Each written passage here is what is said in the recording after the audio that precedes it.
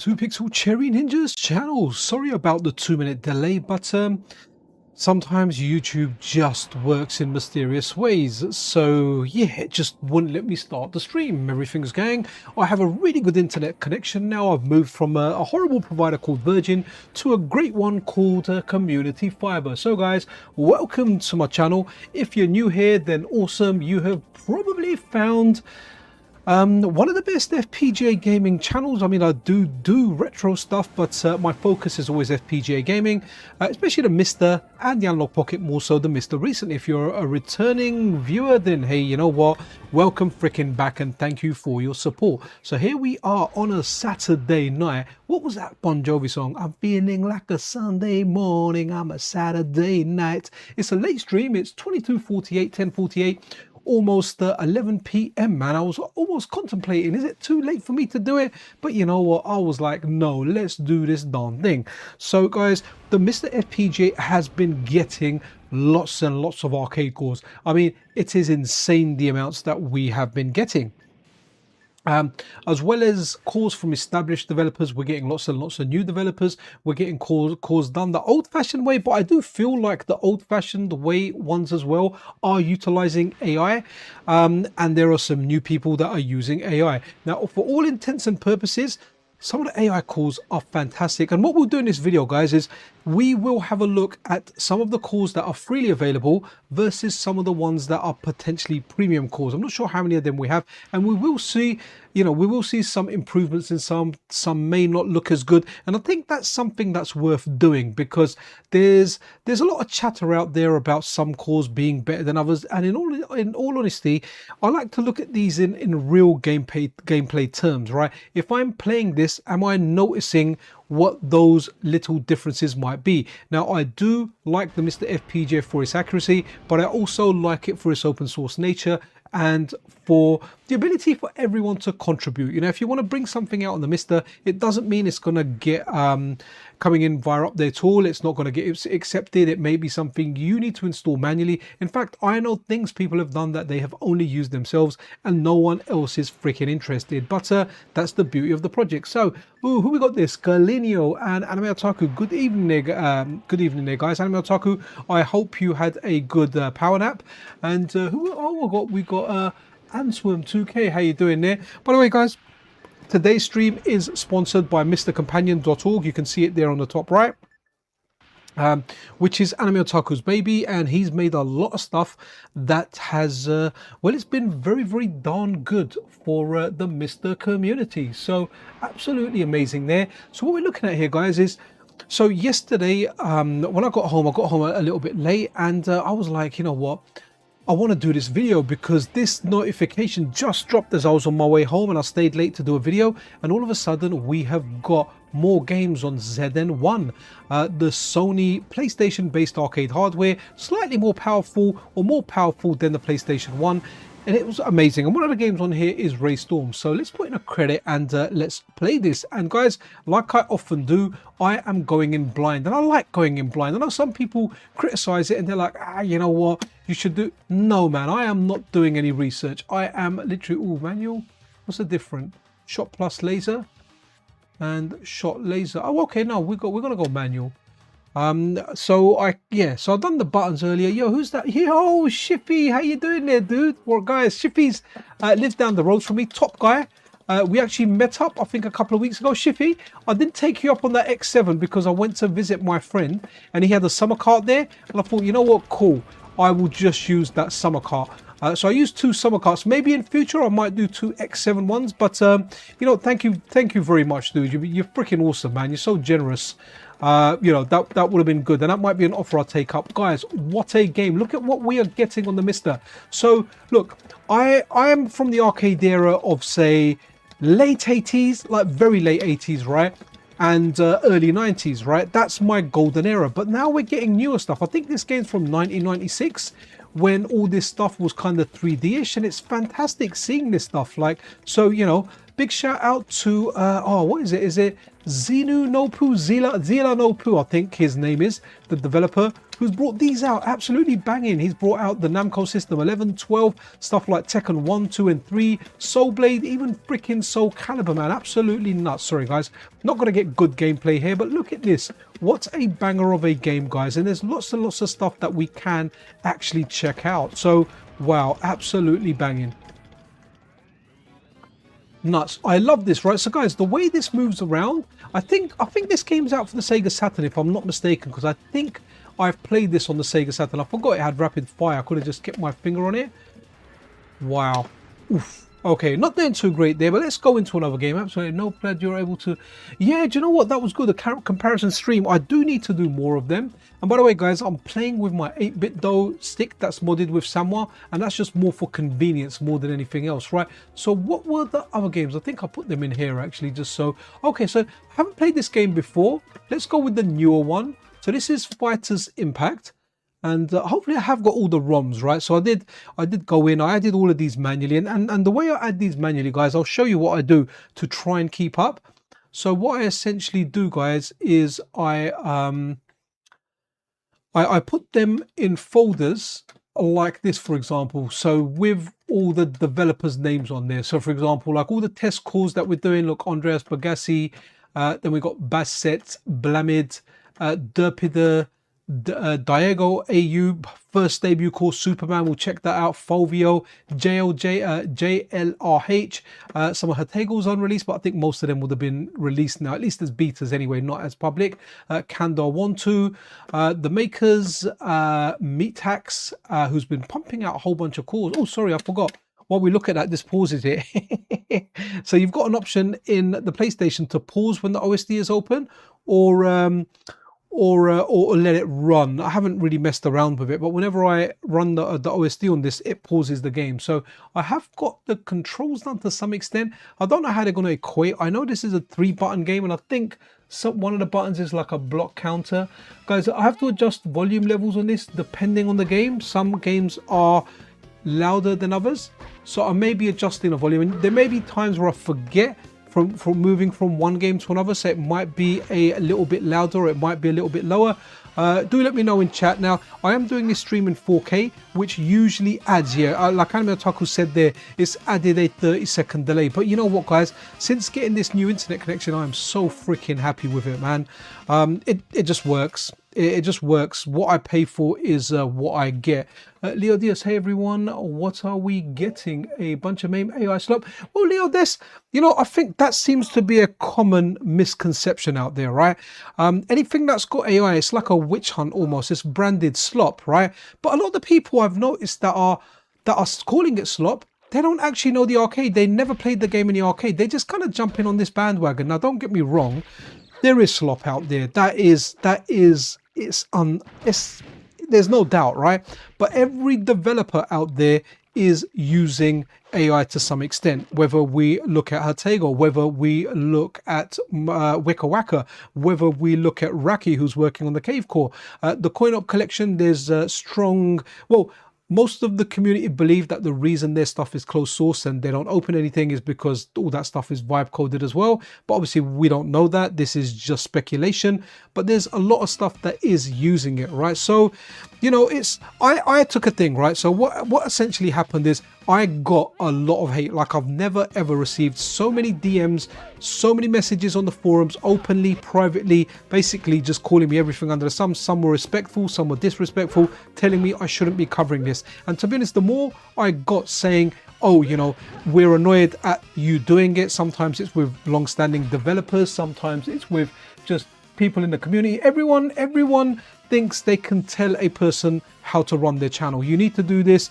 You shouldn't be doing this. You shouldn't be doing it. You shouldn't be.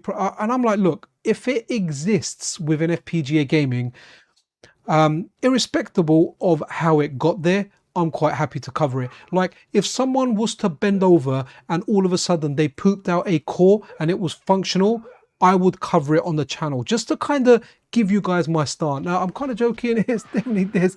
Yeah. So you know what? Here's the thing, right? So a lot of the main ports that are coming out, they're not fully main ports, right? So let's have a look at something like there's developers out there, like for example, like the latest releases from Hatego. I know Rainbow Islands and Thundercross 2. Now Thundercross 2, a lot of the work was done, a lot of the hardware was reverse engineered, and there were some gaps that were filled up via MAME, unless I'm mistaken, but I kind of got that from checking stuff on the Discord server and checking stuff on there, right? But that stuff within MAME was correct. So other developers out there, like a lot of the newer ones, so they're checking GitHubs and they're saying, okay, here's an arcade board, just chucking random numbers out here. It's built with 75 components, right? But 55 of those components have been reverse engineered and the document is there. So all of a sudden you have got 55 out of 75 components that have been reverse engineered and you are using those to make your core. The other 20 you have now used from MAME. Now don't get me wrong, MAME can be wrong, MAME can be right, but ultimately guys, sometimes the differences are so minute. Like for example, me, when I'm playing stuff, I have the sound turned down low. Look, in the room just across the corridor, I have a mother that stays with me 5 days a week. She has dementia, so at any point during my stream she can get up in the middle of the night not knowing where she is and knock on the door. So also my kids are older now, but I've always been in the habit of just listening to what's going on around the house. If there's any loud noises or a kid gets scared and I have to get into their room, so I won't appreciate the sound of someone that's going to have a blasting sound system and they can appreciate that, right? I cannot necessarily appreciate that. Sometimes the difference is so minute in the graphics, you may not notice it. You may notice it because all of a sudden the floor might be missing, you know, your guy's head might be missing, but a lot of the stuff you can't miss. So yeah, it seems to be, and you know, I speak to a lot of people in the community, the older developers, the newer developers, and you know, most people are nice. So I generally have a policy that, you know, if you're, wow, that just looks morbid, let's go with that. So if you are, you know, if you're someone that's pretty cool in there and you're doing some work, like I'll cover it. I'm not gonna be like, sorry, this is slop, right? And I get a lot of people saying, right, what is you know, you're covering all this slop stuff, right? I've always said to people that, look, for example, now if someone uses AI, but the community say, you know what, this developer knows what they're doing. Interesting fighting game, by the way, guys. But this developer knows what they're doing, so the use of AI is correct. But then when someone else does it, they just go, oh, this is AI slop, right? Which is, I find it to be quite unfair. And I also, yo, Dr. Johnny Bananas, how you doing, man? Oh, absolutely, Paul. We all love the Mr. FPGA, and we love you for saying that. So yeah, there's a lot of kind of hate out there that I really kind of dislike, right? It's just like, it reminds me of a witch hunt. The pitchforks are out, AI is completely bad, but it's being used pretty much everywhere within the scene, whether someone's using it to do repetitive automated tasks. I remember Wickerwacker saying that in order recently to get the IRM72, a particular chip in there, very, very accurate, he ran 100,000 tests via AI in order to get this accuracy. Now, imagine doing each one of those tests manually. It will take a long time and, you know, probably years, and he was able to do that in days with AI. Now, that gave him a very, very accurate component of the IRM72 core, which he then utilized in there, right? So I do get it, and I also get it where someone's going to go for as close as they can to 100% accuracy, and someone with AI. So let's say an arcade board is 100% accuracy, but you're going to get two arcade boards, and there's going to be slight timing variations in there. I've seen that myself with, like, say, Super Turbo. Now there are slight timing variations, which means, like, let's say for example, as long as they're 98% with it, 98% accurate as far as speed and everything goes, you know, it's considered accurate. Now let's say on FPGA, a developer does it an old school way and they get it to 95% accurate because it's very difficult to get 100%, right? But let's say someone does something on AI and they get to 90%. Now the slight differences in there, are you going to notice them? That's the big question. Are you going to notice them during gameplay? Yes, it's nice to get that accuracy from a development point, getting all this hardware preserved so other people can use it, recreate it in FPGA.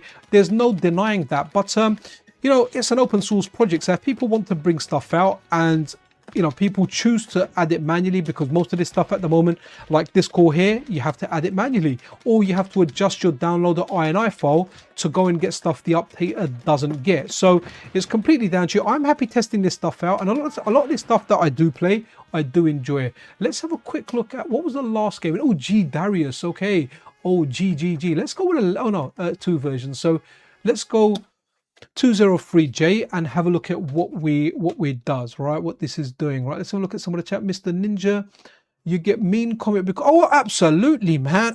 I won't go into any names, but I've had multiple developers like literally telling me how upset they are that I'm covering AI cores, and it's like, look, man, like, it's in the scene. I'm gonna cover it, right? And I get it. Look, I'm not a massive channel, but I feel like within FPGA gaming and the MiSTer, you know, I have a certain amount of reach out there, and people watch it, and they can make up their mind with it. And if they decide then to go, well, you know what, I'm actually gonna download this core because I want to play it, it's completely up to them. It's your device. Like, for example, now when it comes to like something like, let's take the example of the Nintendo Switch now, right?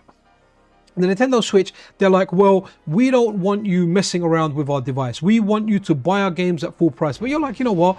I bought this device. I'm kind of done with it now. I've got the Switch 2. I want to hack it so I can put RetroArch on there.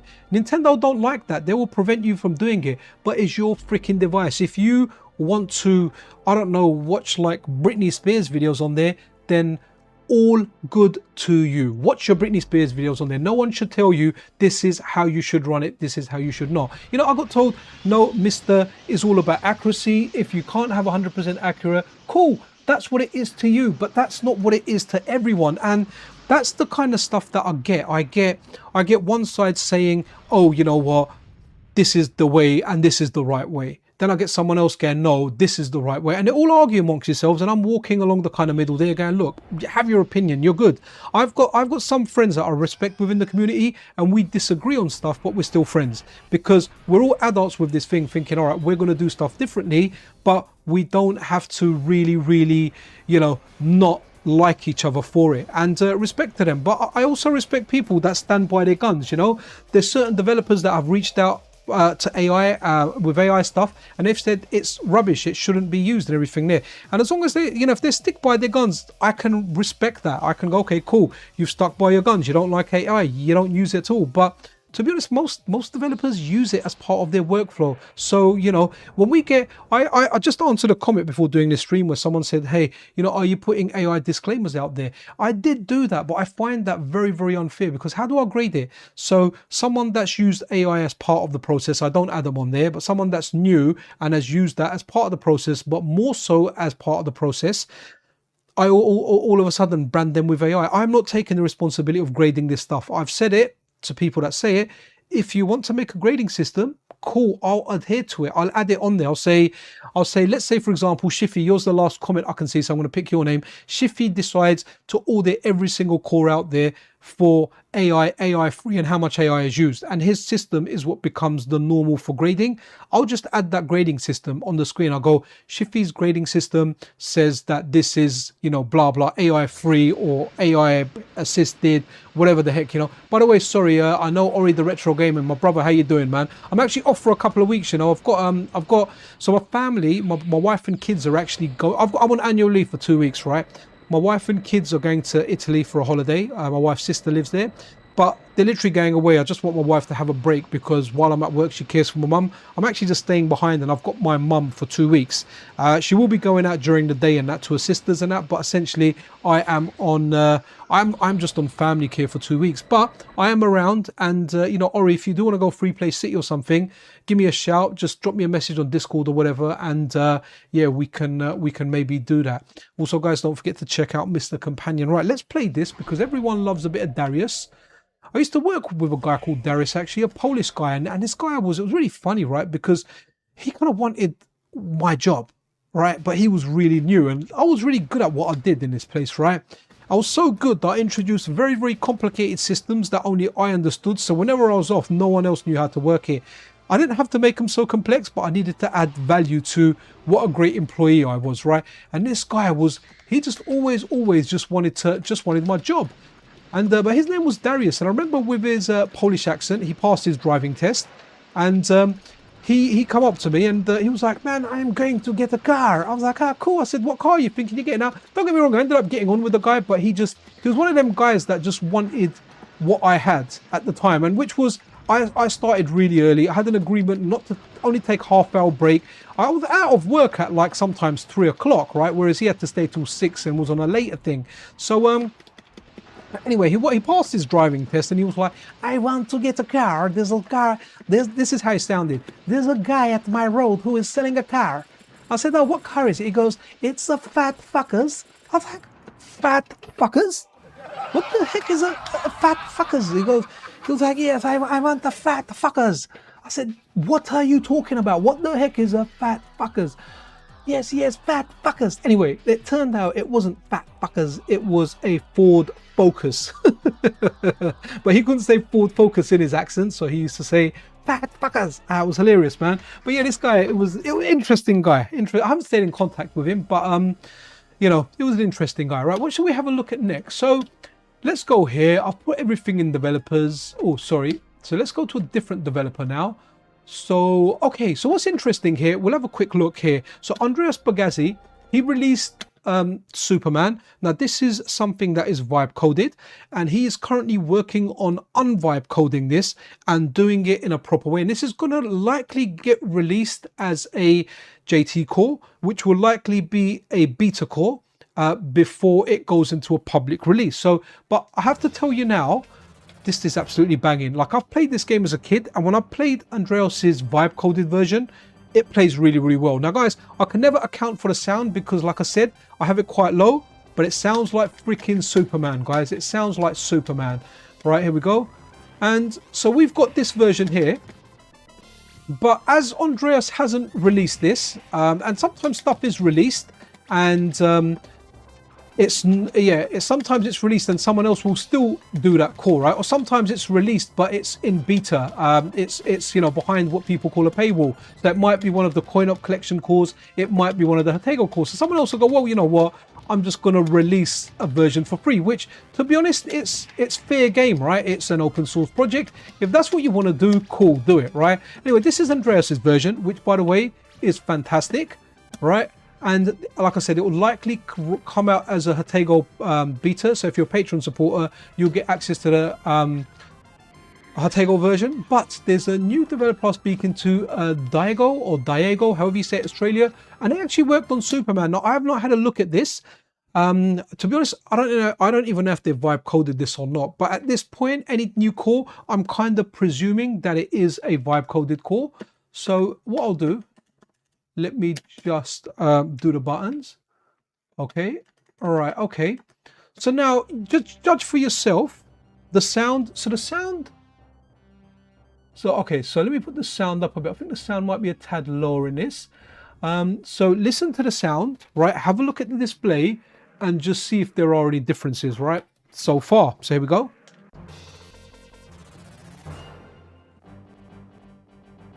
So the first one we're going to look at Andreas Bogazzi, who's refining it for Hatego to approve it as a JT core, and likely it will come out as a beta. But this one here, you can grab this right now, guys. If you head over to the MiSTer FPGA Discord server, I can't remember the channel it's in, but I think Arcade Cores, actually, Arcade Cores MiSTer FPGA. If you go in there, you can grab this right now. And to be honest, guys, there is nothing I'm seeing here that is standing out as, you know, oh, that is very, very different. But fair enough, guys, my attention to detail isn't great, but both of these feel exactly like Superman, right? One of them, you know, Andreas is a friend. He always hooks me up with early builds, so I can check those out. So I did do a video on that, but you know, he wants the cores as accurate to hardware as he can get. So naturally, Hatego approves them. And I think some of his cores, like Cabal, that he did, is currently in beta as a JT core. So hopefully that will come out as a public release at some point. But here you go, guys. Right now, you can grab this version if you like. Now, in the daily news video, you can, if you look in the video, it will show you the channel on the MiSTer server. If not, just ask politely on the MiSTer server, and you can grab it. Right. Right. Okay. Let's go with another core. But yeah, there you go. You know what? A good debut there, just got to say, absolutely brilliant. Keep up the good work. I look forward to the stuff that you bring out.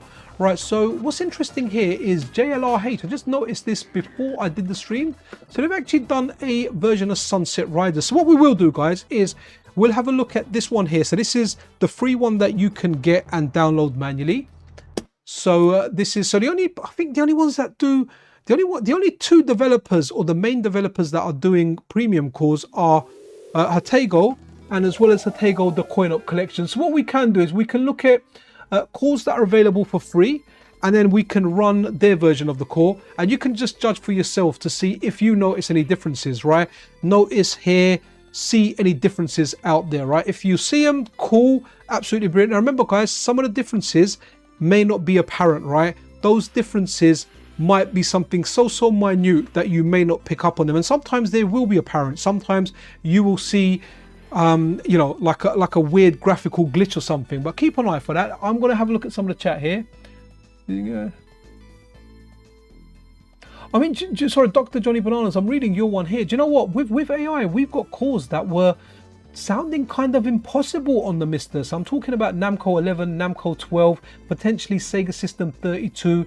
You know, Mortal Kombat at one point, and Mortal Kombat 1 and 2. I remember, you know, previously watching like a whole, like a seminar on that as to why it was absolutely impossible, but you know, all that stuff is impossible, and I think that's one of the reasons as well. There's a lot of you know, chatter that the coin op collection stuff is AI, and that's why it's closed source, because they by their own admission said it was impossible on the MiSTer, but as soon as they went closed source, all of a sudden it became possible. So again, not saying they are AI cores, but without having a look at the code or the code being made available, there's no real way to find out. So let's I need to do my buttons on this, so let's have a look here.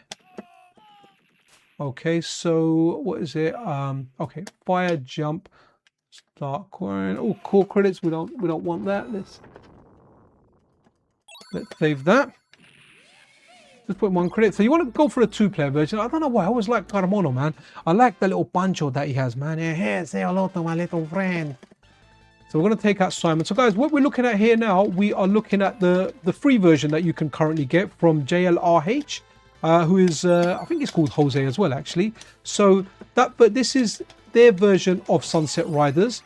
And so far, so good, guys. But like one of my, well, is it one of my favorite Megadeth albums? Probably not. My favorite is Rust in Peace. But, you know, like they say, so far, so good, so what? I love the soundtrack for this, man. Lady Dynamite, boom, boom, boom selection. By the way, guys, I know Tego's waiting for Furtek to finish something before he continues work on this core, but we can have a look at Tego's one next as well to see, you know, are there any kind of differences. I don't know how many of I don't know how many coin op premium cores I've got, because I need to kind of, someone else has bought me a subscription in order to get the cores, right? Okay, right, that's the free one. Let's see if we can look at the other one. So if we go to our main one now, and go to S for Sunset Riders. Would you guys be interested in seeing like side-by-sides at one point? Because if I do a video, I can organize it more, right? Oh, I need to go into alternatives, actually. Let me go into alternatives, because we want to run a two-player version.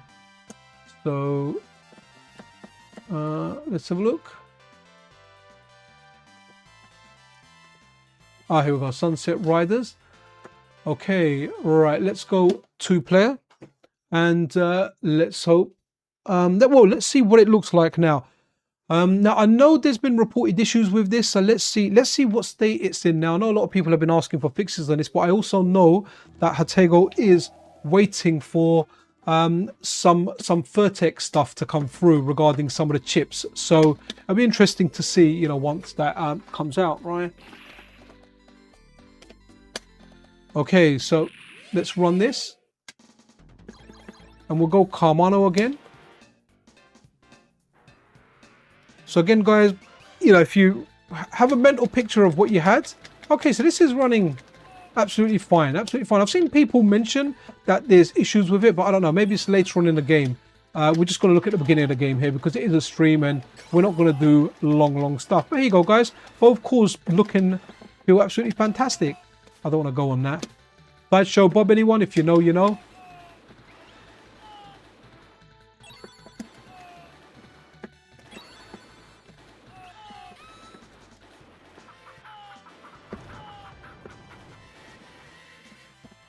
Right, nice.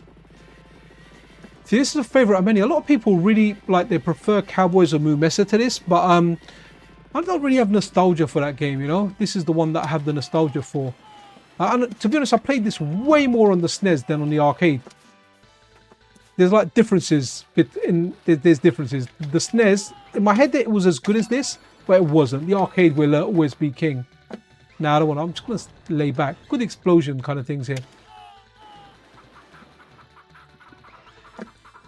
So, guys, if you are a Takeoff Patreon supporter, you know, you can. This will come down via update tool and you can play it. But hopefully, this will be out of beta soon. Like I said, I know he's waiting for Vertec to finish a particular chip on that, so there might be some GFX issues later down the line. At least we're not seeing any near the beginning over here. Right, that's the boss fight. So let's go and run something else. Yeah, I played a lot of this on the SNES, man, like a heck of a lot. So let's go back to our AI buddies, or not AI buddies, sorry, it's not necessary, it's not an AI stream here, but a lot of the new calls are from developers utilizing AI. So Andreas Bagazzi, right, we're gonna look at some stuff there. What have we got here? Okay, so Nastar needs a lot of work, but really nice guy, man. He actually asked me, is there a call that you'd like? And I was like, yeah, I'd love Rastan too, and that's what he did. So hopefully there'll be some more work on that in the future. Big shout out to you, Andreas, love your work. So Baz Set over here, so this is the developer that's brought these games out recently. So let's have a look at Twin Hawk. That's an interesting little shmup that they brought out. So again, this is on, I think, the Taito X hardware, which is the same hardware as Superman. So there you go, and it's a vertical shmup. Now, Basset, they don't have their code available yet, but they have said that they will make it available once they finish all the games on the particular systems that they're working on. So we can expect to see that code to see exactly how this was made. You know, as a buddy of mine says, to see how the sausage was made. If you know who that is, let me know in the comments. Let me take a sip of my drink, guys.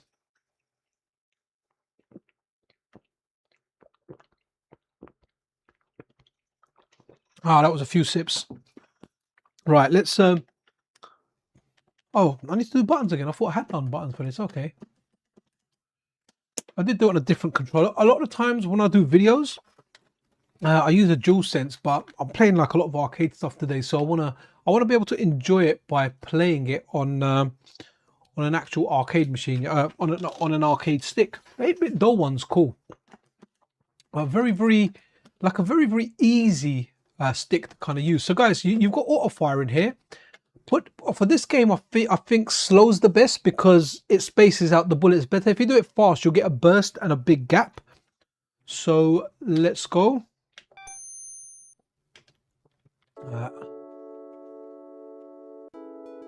Nice one here, and a nice sound to this game. Very mellow soundtrack, guys. Oh, someone said dual screen, man. Man,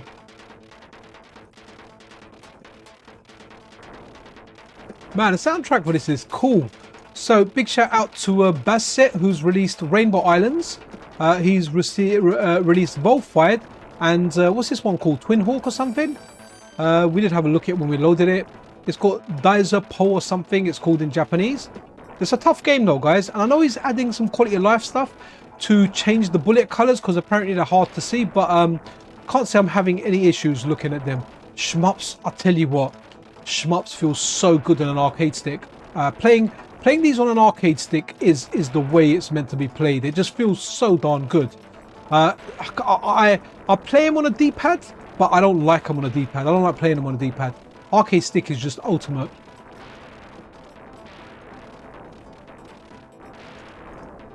Wow, I like this game, man.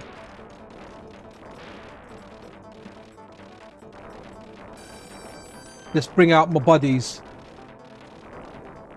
Look at that fire there. The buddy system.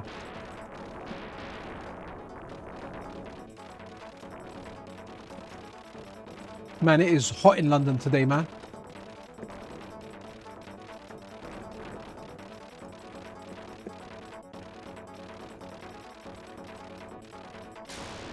Wow, banger.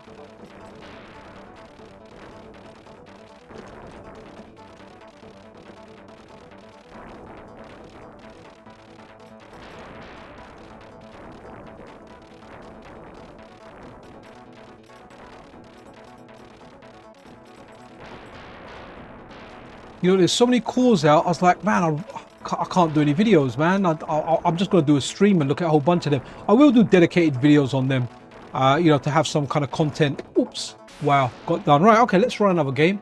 If it's not a 1cc, like a 1 life clear, actually, not even a 1cc. So, okay. Let's now go. I want to look at Meathax's calls because Meathax just released Arabian Fight. So that is a bit of a banger. Definitely want to check that out. Sega System 32, absolutely amazing. So Meathax, buddy, good job. Love the stuff that you're doing. What did you debut with? Did you debut with I think it was Golden Axe, Revenge of the Death Adder, and then you started doing a whole bunch of different calls as well. Wow, look at the graphics on that, man. I mean, that just looks freaking beautiful, guys. Absolutely brilliant. Look at that. Wow. Wow, wow, wow. The scaling, everything on there. I heard this isn't such a great game, to be honest, but it kind of looks good. Well, hello there. Diazempu is fun. Oh, definitely Jerkface. It really, really is a heck of a lot of fun. Anyone have news in the Tacky Mist? No, I don't know. Well, look, respectfully so, because I do like Tacky. Tacky's always been very straight and upfront with me. But just looking at the track record now, especially with the Superstation and the amount of delays it faced, you know, at this moment in time, you know, I'm very confident in saying that Heber and QM Tech are going to release their handhelds before Tacky. Heber are really, really listening to feedback and everything on there. It will be interesting to see that get released. I am in contact with their lead engineer, Richard Horn. Cool guy. Had him on for an interview. I'll bring him on for another interview at some point as well. But yeah, that handheld will be amazing. I tell you, you know what would really be good with a handheld? I could literally do stuff from work. Like while I'm at work, I could just be, okay, you know what? Wow, there's a new core out or something. Bang. You know what? I could just actually do that there. So that would be brilliant. Absolutely brilliant.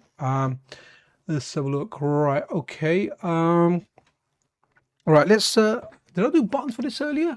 Oh, I did. Okay. Yeah, because the coin's gone in. The sound's a little bit low for this. Let's turn it up for me as well. Wow, there's a... Oh, okay. I thought there was a lot of characters. Only 4 characters, but you could pick up in each. You know what? I'm going to pick Turbine Dude over here. So I've got to remember to turn the sound down, guys. Hey, guys, if you are just tuning in, welcome to my channel. Having a look at arcade games because there are plenty on the MiSTer FPGA. And literally, I go to sleep, I wake up, and there's even more calls out there. No complaints from me. I like testing this stuff out. If you are enjoying the stuff on this channel, then pressing that like button is really, really appreciated. Wow, the scaling's really... Look at the way they jump in. Wow. Look, guys, I'm telling you now, being a kid from the arcade era, I would have loved this in the arcade. It's not something I played in the arcade, by the way. But you know why? I would have known. Sometimes you forget games, but the way the characters jump from the foreground, I would have definitely liked to play it. Right? Let's see what the magic is. Wow, proper Sinbad, man, banging. I would have remembered it. I probably would have played it and thought it's a bit rubbish, but then the graphics and everything is so good. The scaling, how big your characters look and how small they look, I would have been like, nah, man, I like this game. This game is sick. Oh, it's almost, the way they zoom in and out, it's almost terrible looking, man. Okay, I don't know. It's difficult about this game. I don't know if I like it or I hate it. But here you go. You know, this is available. You can grab this via Meathax's Patreon, which, by the way, does not have any paid tiers. Or you can, if you have a look at the Patreon post, it tells you a line that you can add to the bottom of your downloader INI file. It's very easy. You go to your MiSTer's SD card. On the root of it, find a file called downloader.ini. And what you do with the downloader INI, you open it with a text editor, something like Notepad built into Windows, or your equivalent on a different operating system. That's cool, that dragon. And then what you do is you open it with that, and you go to the bottom and you copy and paste that line to the bottom as a new line, and then you hit save. Then all of a sudden you will get yourself the meat cores, right? So interesting stuff there. So yeah, guys, look, Sega System 32, for all intents and purposes, this is feeling really, really good. Now, can I tell you the difference? Can I say to you, oh, you know what? The shadows is 4 pixels longer, or like the layers in the background, the way the 3D effect is working with the back one and the front one, it's a little bit off. I don't know the game well enough to be able to tell you guys that. There are some people that are out there and they notice the slight differences, and I do appreciate them because they make sure that everything is down to perfection. But all I can tell you is this feels like an arcade game, but I can't tell you if it feels like the actual arcade game because I never played the arcade game. All I can tell you is it feels like a game from that era. It feels like Sega were experimenting something with this one. Wow, look at that. That's the genie right out of Aladdin. Wow.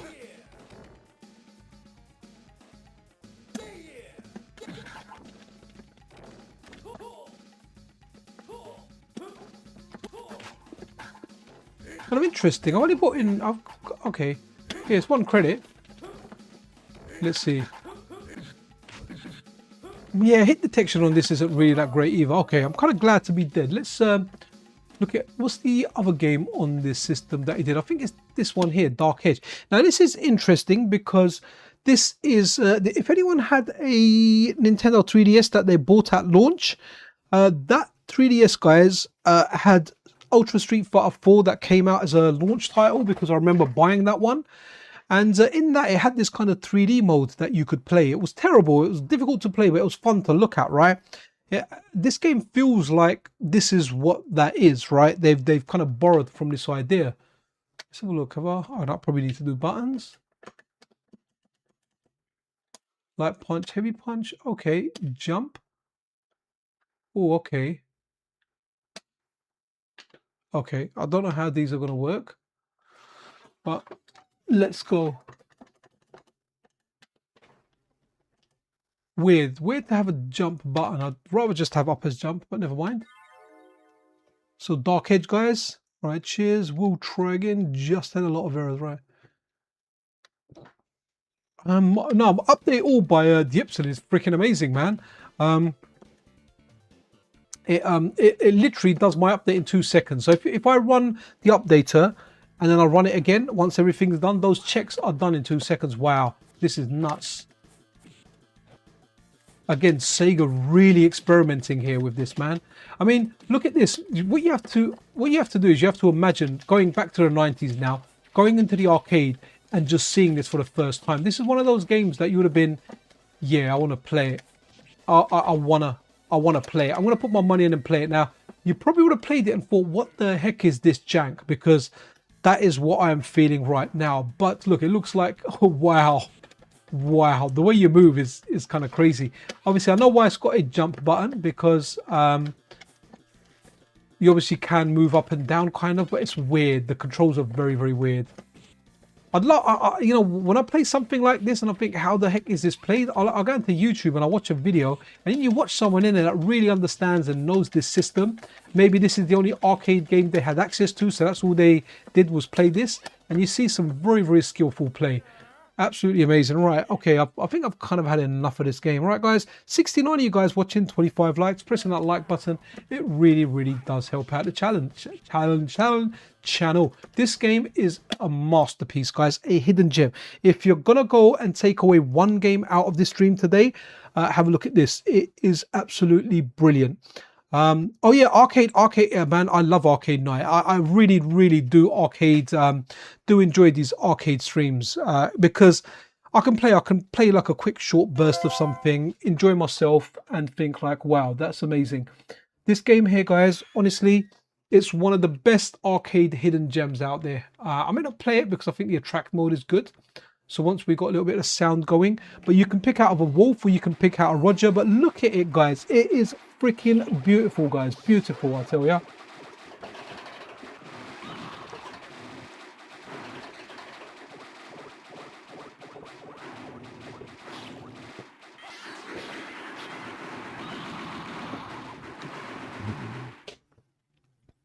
Wow, it is hot. Yeah, that pseudo 3D stuff is a little bit mental, man. And what's this? I would simply love a dual screen handheld with a 19:9 top screen and a 4:3 bottom screen with MiSTer and a DS core. So I'm not sure what's going to happen with that DS core. I ran that, I tried it out, and I was very amazed that a game loaded up. It didn't run at full speed, and it crashed when you tried to suck as Kirby. But that's Kirby's main thing, right? Kirby sucks, and I don't mean that in a bad way. He is literally like a little, I don't know what he is, a ghost, a bubble, and he just likes sucking stuff, man. But look at this game, guys. This is the epitome of arcade. This is like when someone says, what's the best game you've ever seen in the arcade? Man, if you would have played this, this game would be on that list, man. Hey, Carl Evolution, sorry. Carlo Evolution. How are you, buddy? How are you? Thank you for joining in. There's a 30-second lag in between me talking, but that's because I wanted to give you this stream upscale to 4K because I do have a more 4K, which I like very much and does a great job. MiSTer forever indeed, my G. Absolutely. Now, I'm looking forward to future FPGA devices. You know, I've got a DE25 Nano, so hopefully we can do something with that soon. But also the replay looks like it's coming about soon. But honestly, for my retro needs are kind of taken care of with the MiSTer. You know, whether it's console corp, sorry, whether it's console cores. I want to play this. Okay, whether it's console cores, whether it's arcade cores. I mean, I love it for arcade probably more than anything else, right? But you have to say, the Mega Drive core is wicked for this, right? I'm going to be Roger the Human because I can relate. Like, yeah, but Morph is wicked, man. Morph is wicked. But like the difference between like the Morph and the Retro Tink, it kind of reminds me is the Retro Tink being the glamorous iOS and iPhone, and the Morph 4K being like an Android. You know, like it does everything I need it to do. I haven't used a Retro Tink before, but I do hear it's amazing. But, you know, I've heard great things about the Morph as well. But I feel like the Morph's marketing isn't as good as Retro Tink 4K's one. But it is a very, very solid device. They even sent me the 2K to do a review on. And I did that. And that's a brilliant device, man. Just to, you know, bring your old hardware to life. I've lent it to people to convert their videos. They're like, yo, Pixel, can you convert our videos? I said, I'm not doing that in real time. I'll lend it to you. Give me a call. I'll tell you how to run it. And I've lent them like an old capture card, and yeah, so they've copied, managed to get their stuff over, you know, using that. So it's really good. If you've got old DVDs, you know, your wedding DVD or whatever, you know, like some old family movies, yeah, you can use like the more 4K to bring them to the digital world, but you have to do everything in real time. So look at this game, guys. Like, honestly, sorry, I'm playing really badly. I'm not even trying here. Look at this. Look at the weapons. Look at that. I got the little wolf helping me there. That's why I picked Roger, because when you pick the wolf, you get a wolf helping you. You don't get a human helping you, right? So it looks kind of cool with both. So look how good the bosses and stuff look here, man. Whoops.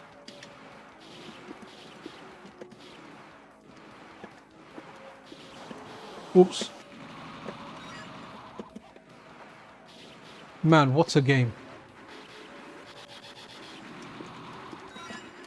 Honestly, such action. Every character in this is almost like a boss fight in another game.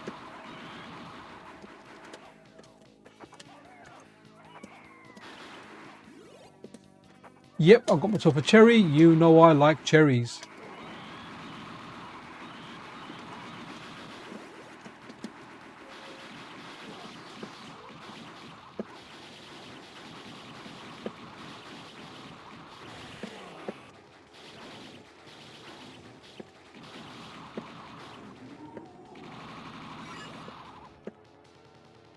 Nice. Wow. Again, what a great game. So this is done by Meathax. Again, not available via up there tool, but you can go over to the Patreon where you can download the RBF and the MRAs absolutely free.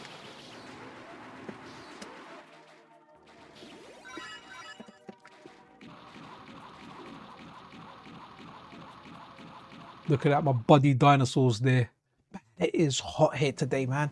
And I have to have like my room shut and door shut and everything when I do it. The window's open though, but not getting enough cool air in.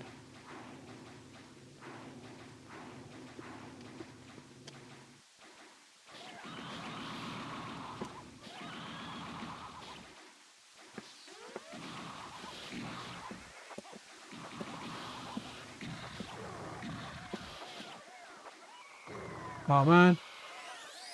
Right, okay, let's run something else. But look at this game, guys. You kind of, yeah, you know what? Magic Sword is a wicked game, man. I love that game so much. Did we have a look at... Okay, you know what? Let me try. Someone said that with the new update, Spider-Man didn't work. So let's see if that happens, because I've updated all the files. But someone was saying on a Discord, it didn't work for them. So let's see if Spider-Man works. It's taking a little bit of time to load. But hopefully we will get the 4-player Spider-Man game at the end of it. But yes, getting some really good. Yo, Defro, how you doing? Blasting MiSTer, always, man. Always. Absolutely love the MiSTer. I don't really play it off camera though. I mainly game like either the Switch 2 or the Steam Deck in bed. The only time I do play the MiSTer is when I have company, which isn't that often. But you know, it will generally be like the Street Fighter series, Super Turbo. I can't wait for Third Strike. I do have a version of Third Strike that a new developer's doing. I'm supposed to be getting some feedback from them before I run a video on it. I did share a tweet on that, but that was really interesting because that is Third Strike. They targeted CPS free, but they're only interested in Third Strike, so that's the game they went for. And it's only dual SD RAM, so the vast majority of people won't be able to enjoy that. So hopefully we'll get Hatego. He's released 4 games out of 6 for the CPS free, so hopefully the last 2 will come, which are JoJo's Bizarre Adventure as well as Street Fighter 3 Third Strike. So kind of looking forward to those, man. Really looking forward to Third Strike, and I want it obviously to be as perfect to the hardware as possible, and if anyone can, Hatego can. So really looking forward to that. But you know what, if in the meantime someone was to vibe code it for single RAM, cool, man, I'll run that and I'll let you guys know about that. But you guys always make up your own mind. I always encourage people to support developers. I'm a supporter of Hatego from when I got my MiSTer, and I have no intention of cancelling. Even if every call that Hatego did came out as free, I'd still support him and support his work, because he's done some fantastic job. I mean, he's brought us CPS 1 and 2, and that's the reason I got into the MiSTer, and that alone is enough for me to do that. But you know what? I like different options out there. I like the fact that different people are doing the same stuff. Even if they do end up doing the same calls, cool, no issues with it.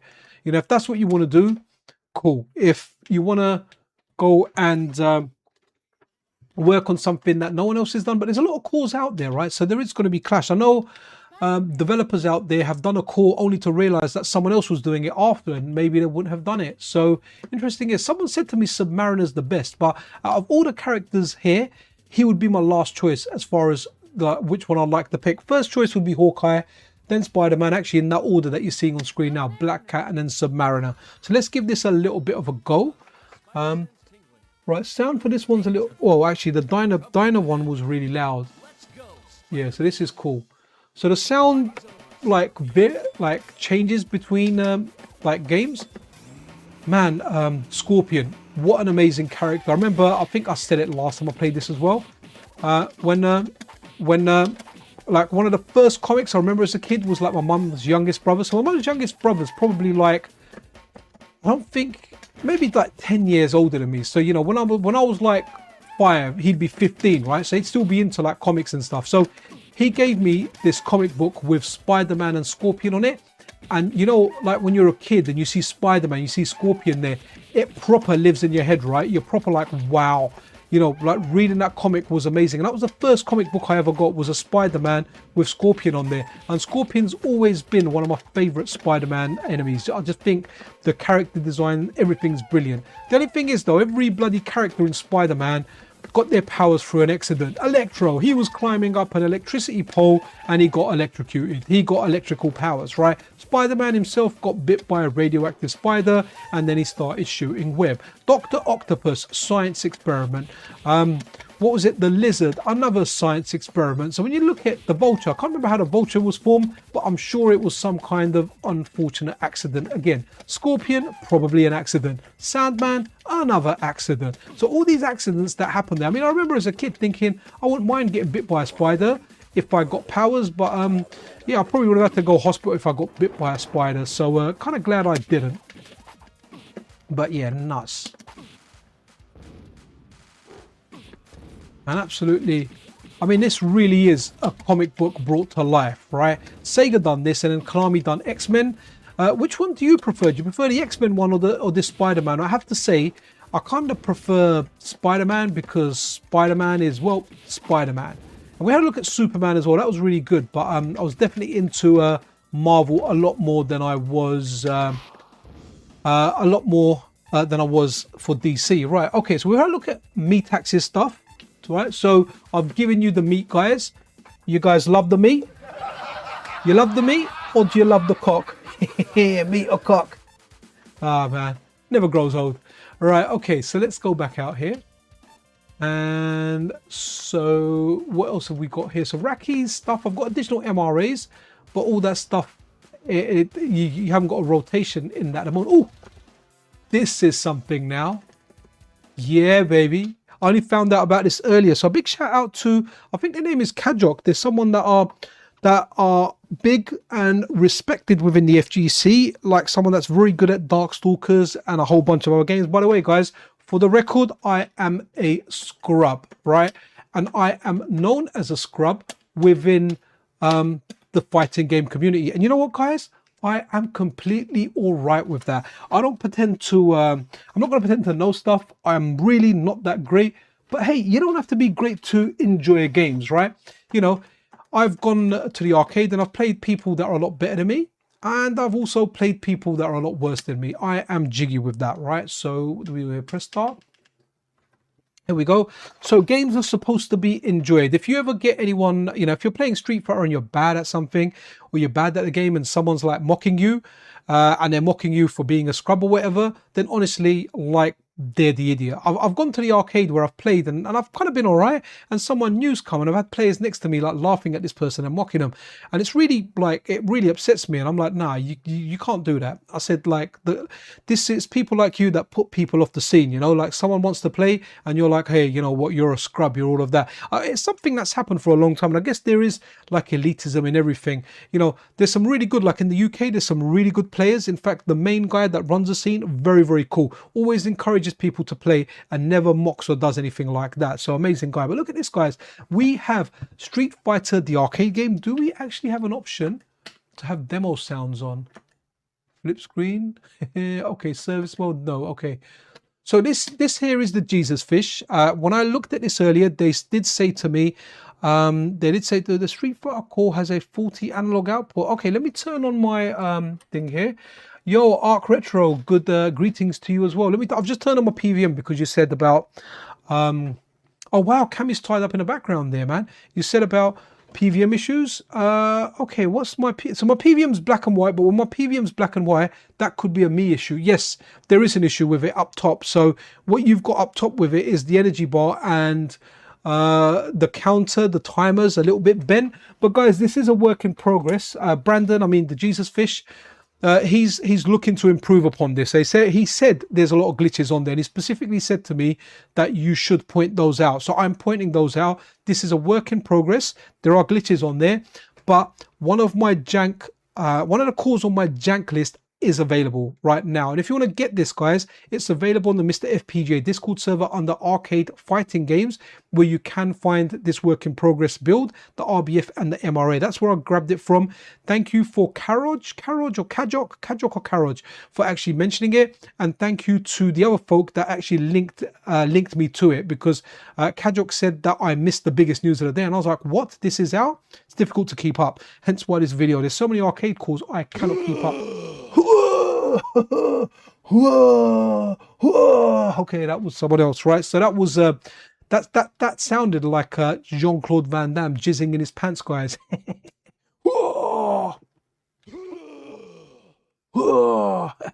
Brilliant. That's all right. Let's go. Oh man, you know what? I kind of want to be Cammy. I'm gonna go Cammy.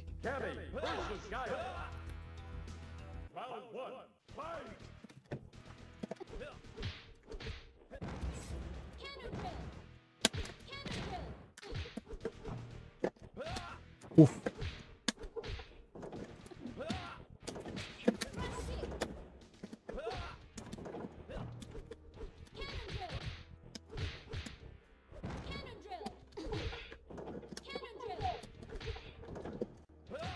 Wow. No, Kylie got done. Yeah, so the whole reason for this poll is, you know, the success of Mortal Kombat. Capcom were like, you know what, we need to go FMV. Man, look, that was just a cheat.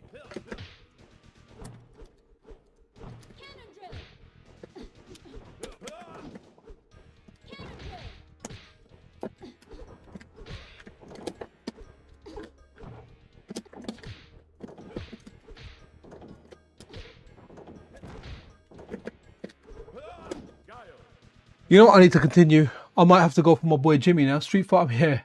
So yeah, this is when they went, hey, you know what? They had their meeting. And they said, you know what? Hold on, Jimmy's not in this, man. Jimmy's only in the console version. Okay, let's go Guile. Let's go Mr. Van Damme himself. And it's Guile versus Guile. Have you got a double kick? Oh, yeah, it's very slow.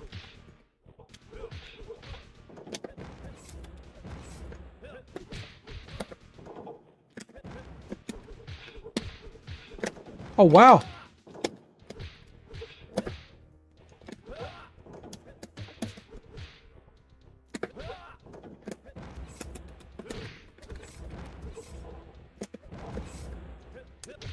Ooh, okay, we got that one. Slap fighter, absolutely. So yeah, my jank games, Rastan 2. This one here.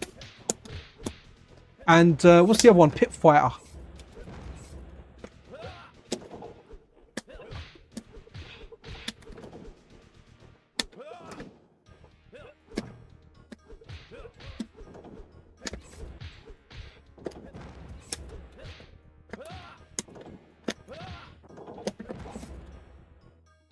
Oh, okay. This is a work in progress and the core has frozen. Let's go for a reset. Okay, the Jesus Fist, if you are washing, then stop washing and start watching. We have found a bug where it just froze, right? Oh, let me turn the sound up when I put the credit. It's brilliant. Check it out.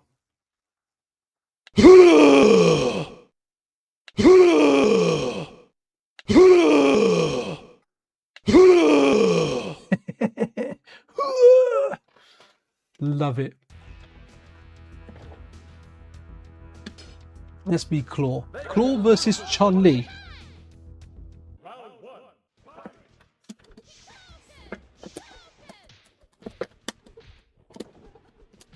Man. She ain't messing around, man.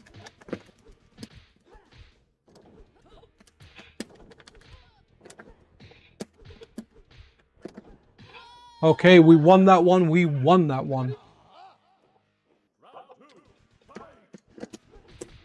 Oof. Wow.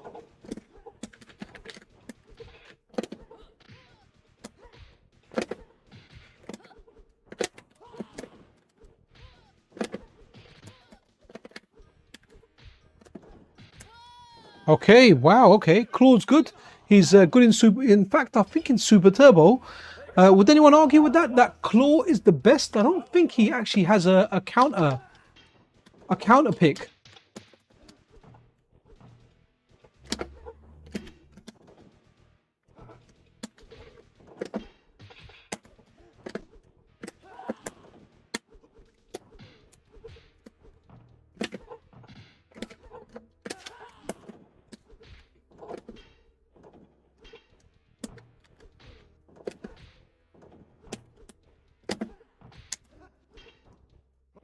Oof. Well, I'd love to do the super, but the super executions are difficult if it's like the Super Turbo one.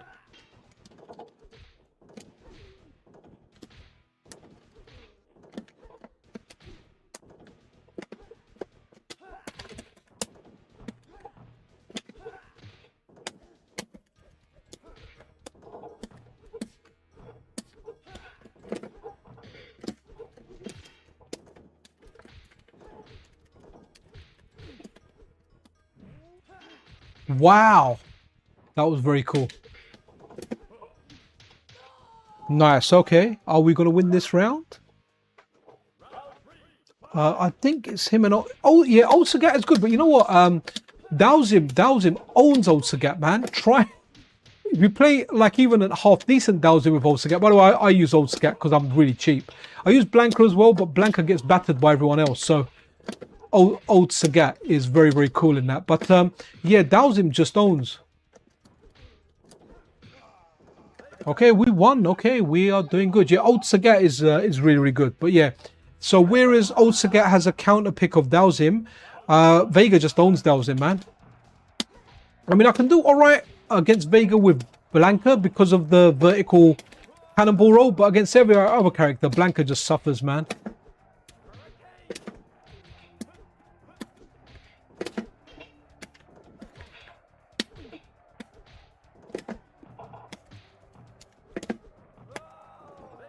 Okay. Yo, Spitfire RAF, how you doing there, buddy?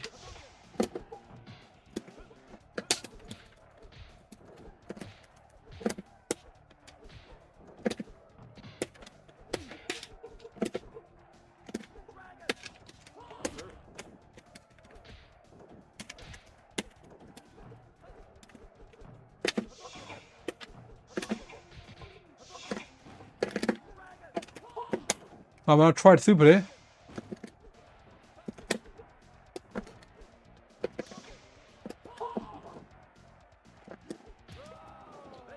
I tried the super there. It's like down one corner, down next corner, down back corner, and then bloody up or top corner. But I think you can do it just with up.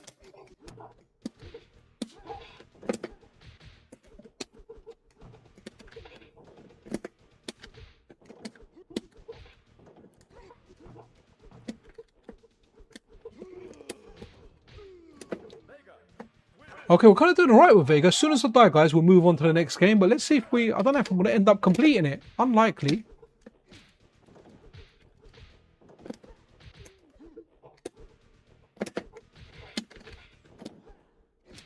Man, look, the same thing there.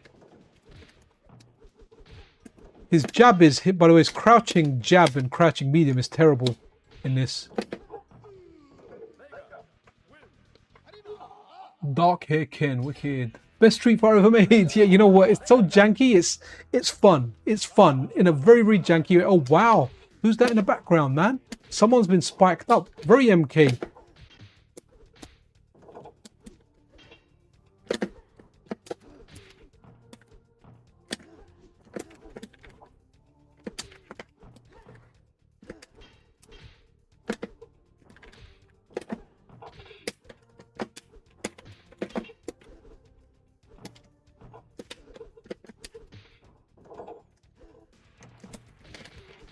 Oh wow, wow. Okay, that was quite a good comeback from the computer.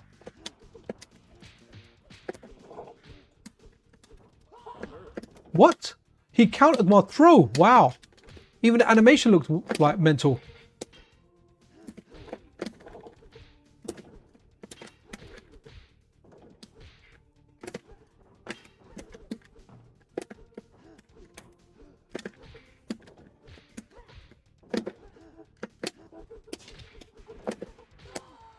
Okay, let's see. Game point. Yeah, Street Fighter 4 is decent. I did play it a little bit, but you know what? That's one of the games where execution was very tough in that game, man. Very, like, it rewarded great execution. Like, it was nuts. I was quite good with Blanca on that, but they kept changing it. I played vanilla a lot. I played vanilla a heck of a lot on. I actually played it in the arcade, and as well as the arcade, I played it on the Xbox 360. I played it quite a lot on the 360, actually. Man.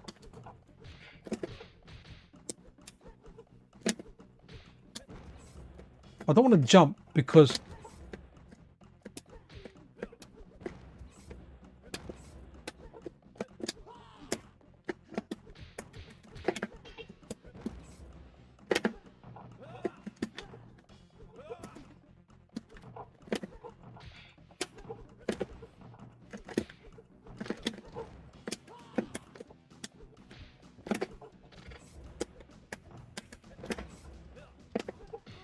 Oof, that was close.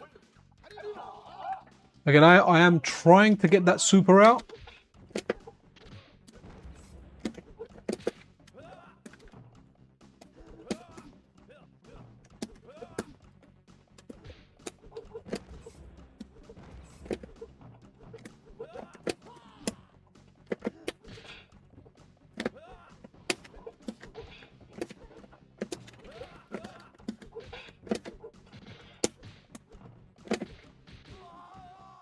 Oh wow, okay, I can't believe I got that one. I thought I was going to use that. Yo, Red the Machine, yo PCN, this a new call? Yes, this is a work in progress call that you can get manually from the MiSTer FPGA Discord server. The developer behind this is the Jesus Fish. Man, that...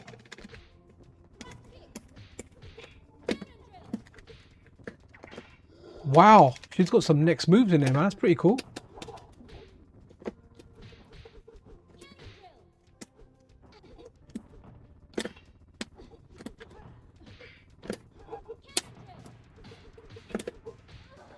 Okay, we're doing all right, guys. I really hope we complete this now before we look at some other stuff.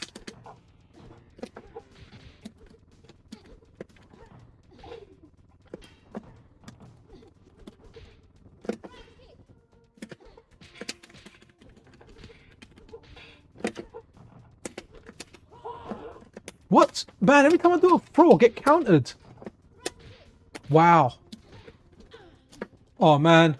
You know what? What a way to go, though. I've always wanted to go between Kylie's legs, and this is the closest I've ever gotten.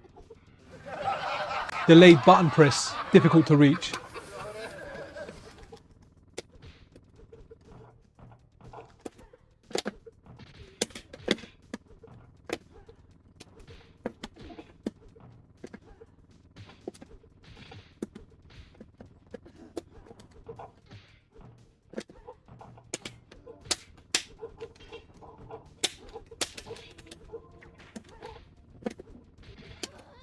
Oof. I can't believe we won that one, guys. Oh, are we on the bosses now? Are we doing ROG? Wow.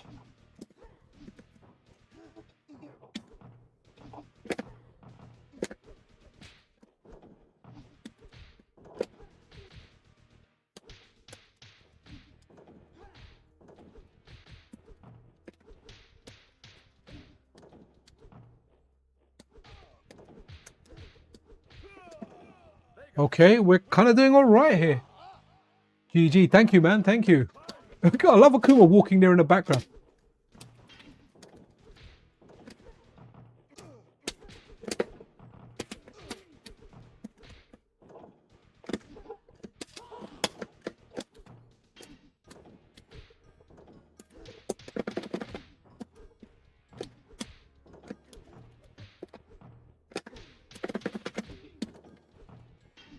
Oof.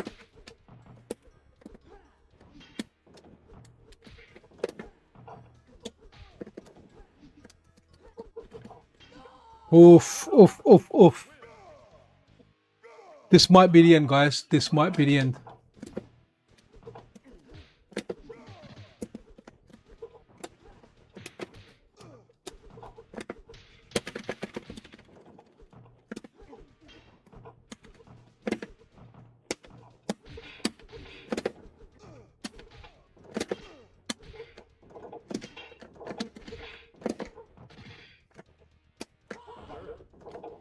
What? He counted me out of it. Oh, guys, I got cheated there. Did you see that? He was dazed.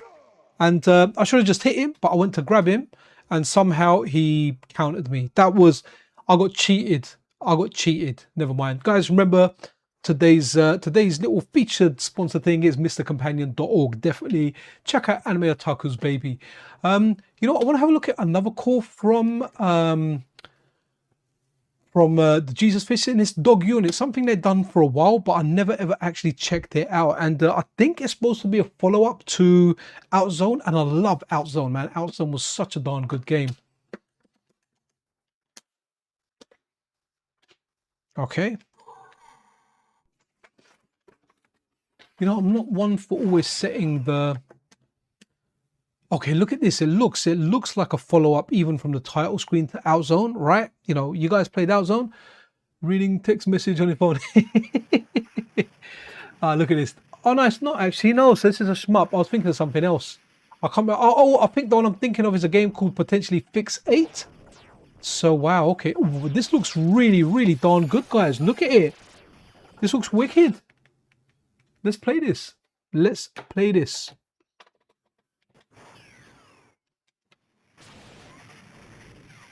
And a massive shout out to Jesus Fish, right? I have to say that they hold themselves to a very high standard to the point where they keep saying their calls are rubbish. And I'm telling you now, their calls are not rubbish, right? They put themselves down a bit, right? Or undersell themselves. And I get that. It's, you know, just them trying to say, look, I used AI to do it and it's not good. But they really, really are like learning as they're going. And the stuff that that was bad. The stuff that they're releasing is absolutely fab. I mean, look at this, guys. Ooh, look at that fire.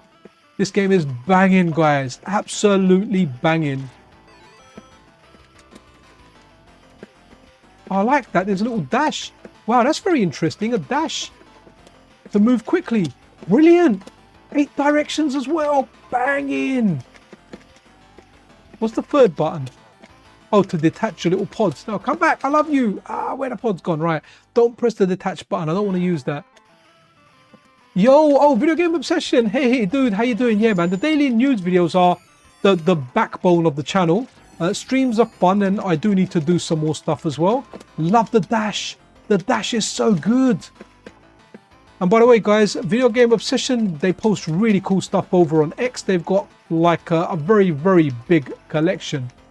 Oof. Okay, that was tough. But guys, even though it was tough, it was a bloody brilliant game. Absolutely brilliant. While we've got sound playing, let me take a guzzle of my drink.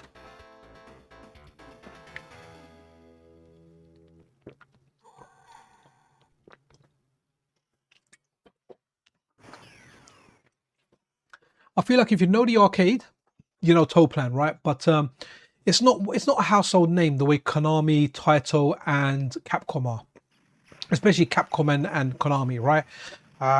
But yeah, but man, these guys were big in the arcade. A lot of stuff that they did was there. Should we do a comparison? So we did a comparison of one of Hatego's cores versus a free core, or Hatego core versus Hatego beta versus a core that's publicly available, to put it in better kind of perspective. But let's have a look at something else out there. I don't know what I've got. So let's have a look in here. Under makers, I've got like the coin op stuff.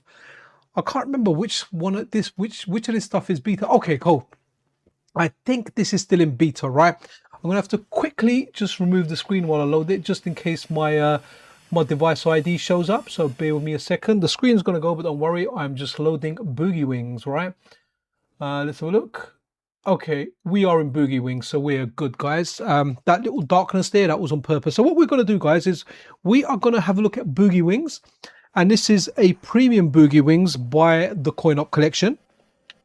I don't know if this is out publicly yet. And if it is, I do apologize. But this at one point was a premium core from what I can remember, right?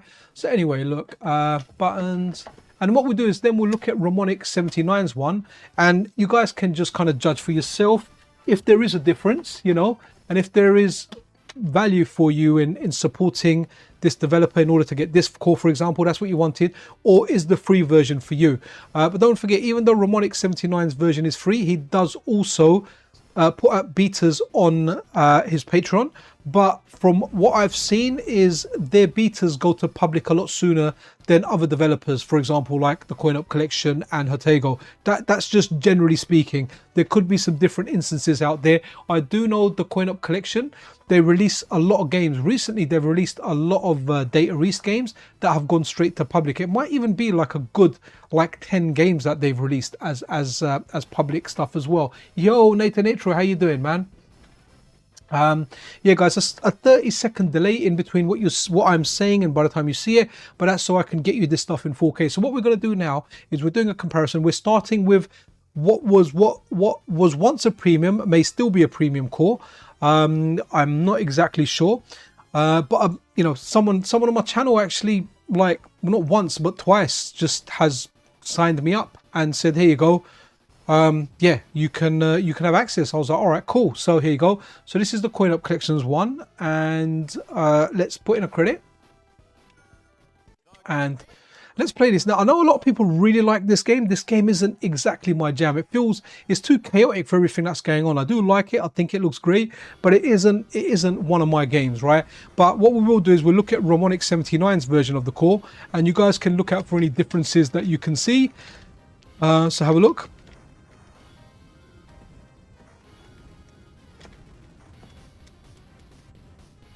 You know, very, very good looking game. So let's go faster.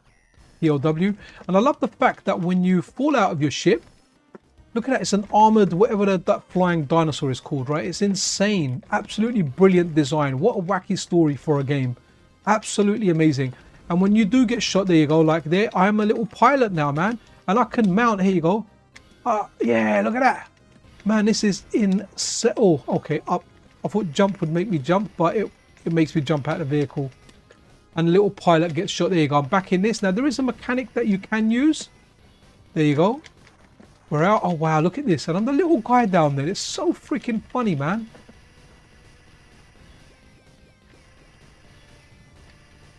And the other buttons jump. So insane. Absolutely insane. Okay. Okay, yeah, continue. So what we'll do now, guys, is let's go back out. So I think Ramonic 79's games come to update all. So we'll just have a look at Boogie Wings. B-O-B-O-L-M-N-O, right, okay. Boogie Wings, here you go. Right, okay. So, ooh. Okay, let's have a look. Right, okay, so we're going to run this one here. So one is a public release and one is a premium release. And I do apologize if the Coin Up Collections one is now a public release, but in which case we're having a look at something that was premium and is public. But I'm pretty sure, I'm 90% positive that their version is still a premium version. It's still in beta for them. Okay. Okay, so let's have a look at this and you guys be the judge, right? You guys be the judge as to whether there are differences in there. You know, this is for you guys to see, especially if you know the games.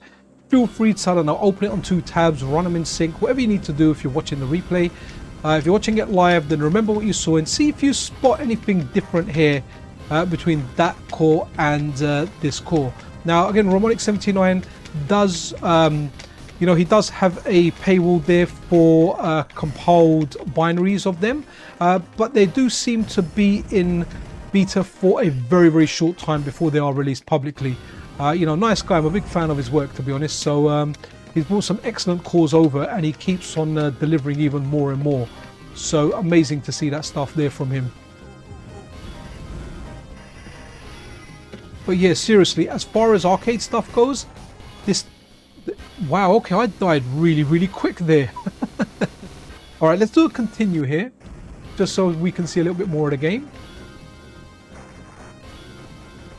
Looks interesting. See the way it was kind of blank, or it was dark, the ship, because of the shadow. That was very cool. Look, very, very nice looking.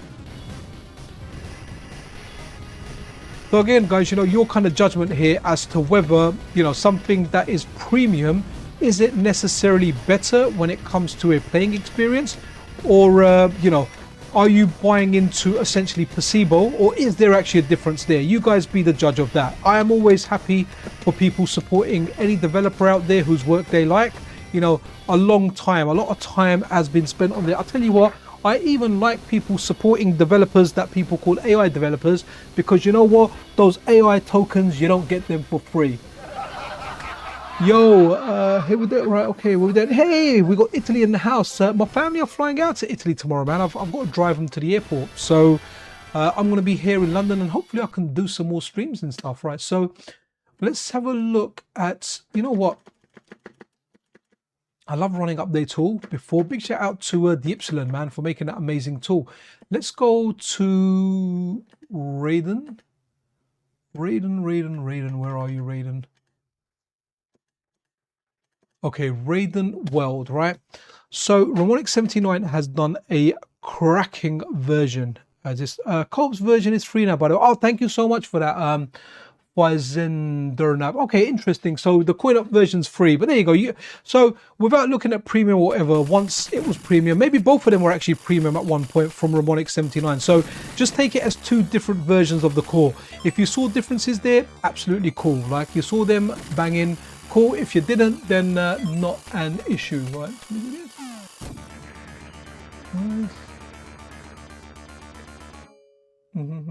Right, okay, sorry guys, just having a look at something in the background here. Right, so you know what's amazing, someone told me, and hats off to Ramonic79 for doing this. There's a lot of quality of life things in here, right? So you can be player 1 player or 2 player, and if you ask like, why are you giving that option there? So apparently the game is easier if you start as 2 player. So generally when you start this as 1 player, you are the red ship, right? But if you start as 2 player, you start as the blue ship, and apparently the game is supposed to be easy. And I think I picked the blue one last time, so let's go. Hopefully my buttons are still done from last time. I would have played it on a controller, but they should be good. Unless obviously I'll start with a bomb, so that'll be an absolute failure. Okay, cool. Oh, that's quite loud. Sorry guys, I will turn it down in a bit.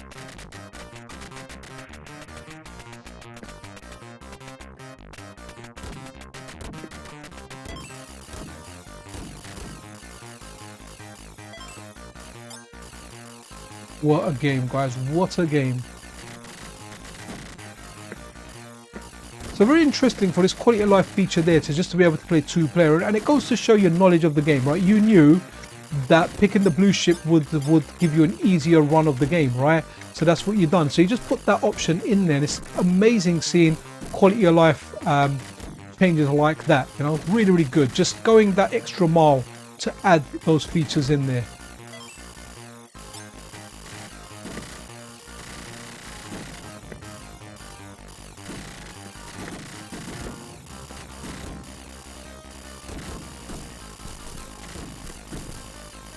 Guys, I'll tell you what, I am sweating in my room right now.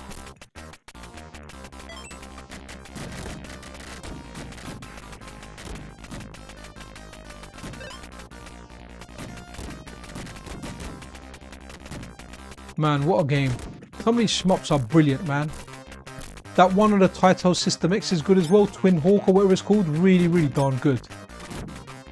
Love like the tanks coming out of those little facilities. Amazing, amazing. Right, I'm putting something else on. But yeah, looks really, really darn good. What we have got as well is, what's the name of the developer? Right, so let's go back up. Oh, let's have a look at one of Blamid's calls actually. So what have they done? Let's see if stuff works on a Wolf unit. I know I've messed a lot of stuff up. Let's go Ultimate Mortal Kombat 3, which is quite a cutting edge game. So Blamid's actually been absent for a while. He released an alpha of the Y unit, and hey Rajiv, how you doing? But it still needs quite a lot of work. There's a lot of flickering there. A lot of you guys reported issues with that. So hopefully Blamid will get back to that. But Blamid is a very mysterious entity. He just comes, releases these cores, disrupts, and then disappears. So I certainly hope he hasn't disappeared for good, and I hope to see Blamid again, because Blamid is a very, very interesting character within the scene, at least I find, right? So good stuff there. Okay, so I think this is where we need to go into the sound, and you kind of need to mess about with the sound, right? Oh, all right.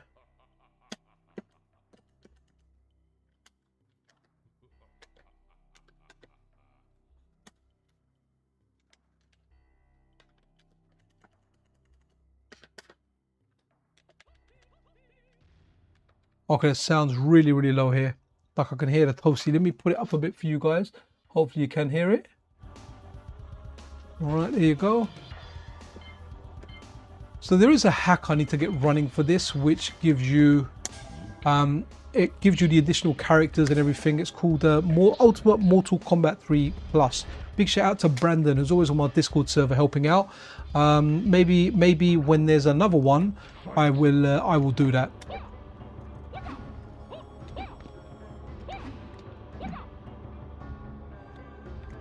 was the one? I'm trying to do... No, he hasn't got it in this. Is that number 2? Where was that? Okay.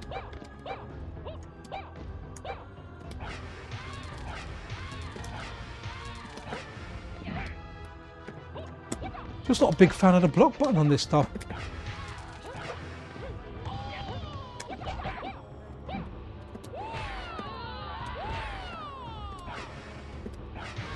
Okay, we won that one, guys. Ultimate Mortal Kombat 3. I'll tell you what though, this arguably might actually be the best Mortal Kombat. It looks really, really good. And I've seen some high level matches of this, man. It looks really, really darn good.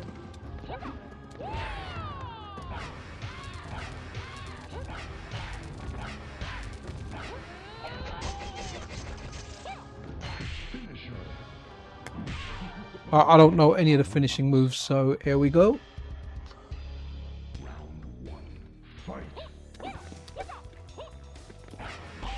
Wow.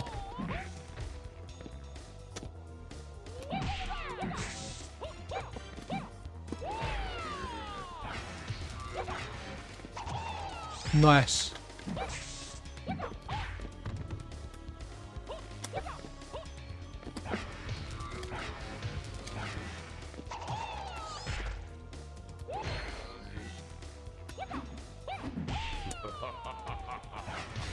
Okay, we won that one, guys. What new arcade cores are coming? To be honest, there's a shorter list of what's not coming at the moment.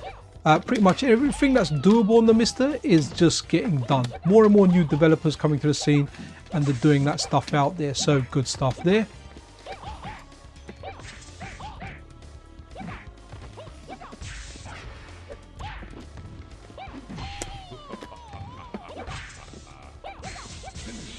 Okay, we somehow pulled that one back, but you know what? I am just not an MK fan, so let's run something else. Let me turn the sound down a bit beforehand. Just not really my game, so... What else has he done here? Okay, so that's converted to Wolf Unit, different games that we've got. So we've got, I wonder if they work, because I've updated some of the MRAs. So Mortal Kombat 1, nah, it's not going to load, so I need to kind of make some adjustments there. So that would have been Mortal Kombat 2, but I think they've done, was it T-Unit? Okay, let's have a look at Blamid's Mortal Kombat 2. Now, I know this is an alpha, guys, so I am expecting to see a whole bunch of glitches and stuff here. So just bear that in mind, you know, this isn't a beta. This is an alpha from what I remember. It's just a very, very early build, and I certainly hope that Blamid gets back to this, and it's something that we get more of in the future. Right, here we go. Okay, so it looks like my buttons are kind of done. Okay, not sure about sound on this. I think we need to get into the test menu and do it. Oh no, there is some sound. It's very, very low. Something that we need to do. Right, okay, I've got it loud for you guys because I've kind of just turned it, but I'll need to turn it down. Let's go Classic Combat. Actually, this is interesting. Actually, there is a premium version of this from the Coin Up collection. I'm pretty sure I've got it on my MiSTer, so we can check that. Is that Scorpion or no? This is Scorpion. Right. Okay. So let's have a look at this, and we can see which one. You know, probably at the moment the Coin Up one's further along because that one's in beta. Yeah, I saw some flickering there. You saw that, right? Okay, my buttons are a mess. Never mind. This, oh wow, yeah, guys, this is a lot of flicker and stuff here. This definitely needs an update from Blamid. Yeah. Okay, I don't think I need to run the Coin Up one. The Coin Up run one's better than this. Let's go. Let's actually go then. Let's go and run their one. And right, okay.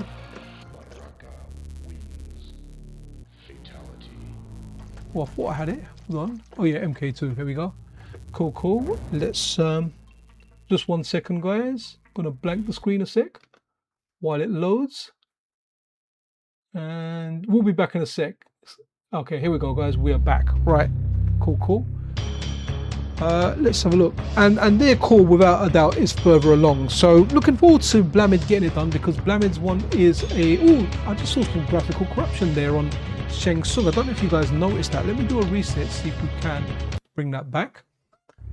So if you look at Shang Tsung, there was some horizontal lines there that, okay, they're gone now. So when I've done the reset, they were gone.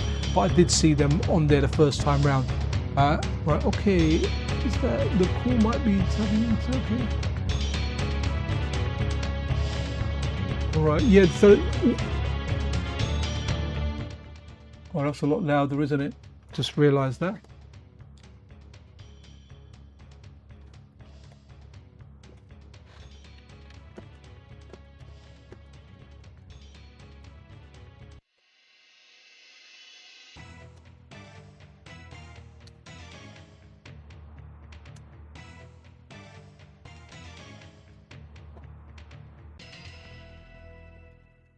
Okay, here we go.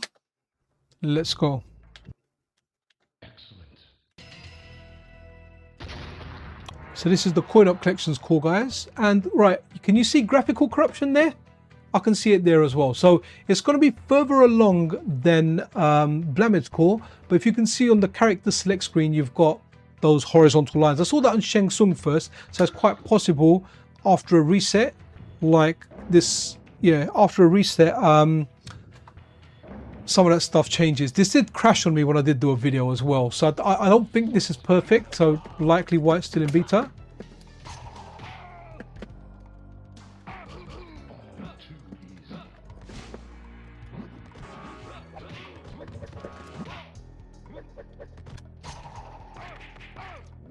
Man, this guy just, this is a difficult game against a CPU, you know?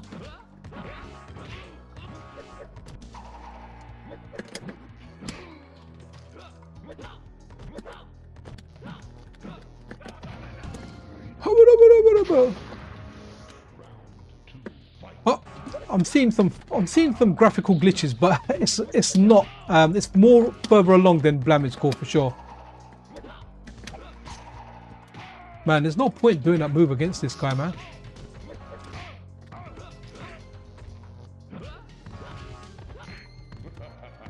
Okay, I'll take it. I'll take it, guys. What's that? I haven't used mine since I've got the Switch 2. You know, I've got the Switch 2. I hardly play it. I really need to play stuff like Cyberpunk on there, you know? I bought it. I'm thinking about buying Dragon's Dogma for it, but will it be another game that I never play?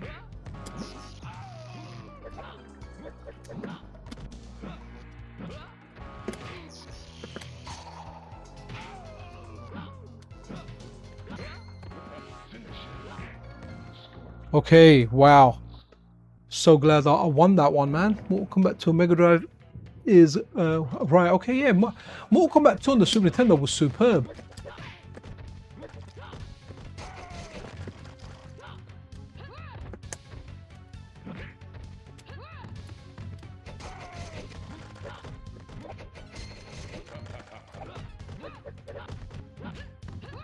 No, okay, I was hoping just to keep, like they call it, a sweepstake. Wretched Gaming All-Stars has Jaguar Core. Oh, wow, I'm reading that. Something about the Jaguar Core. The Jaguar Core, as far as I know, actually is available via Update Tool. And, yeah, dual RAM is definitely better than single RAM, but single RAM is no joke either. It's very, very good.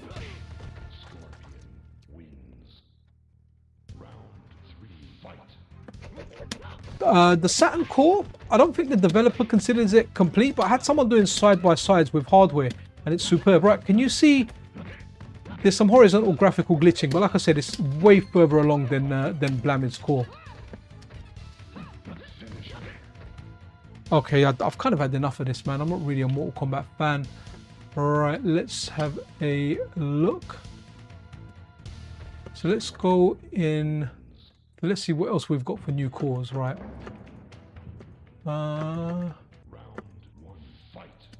Derpy done Night Slashers, and I think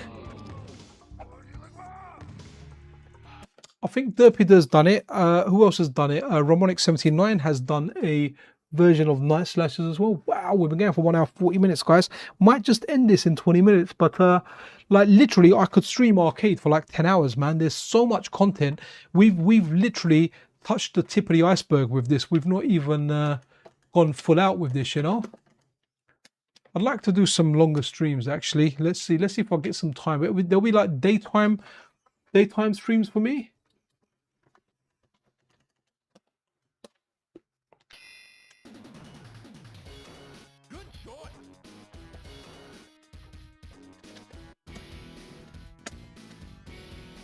I love the intro for this.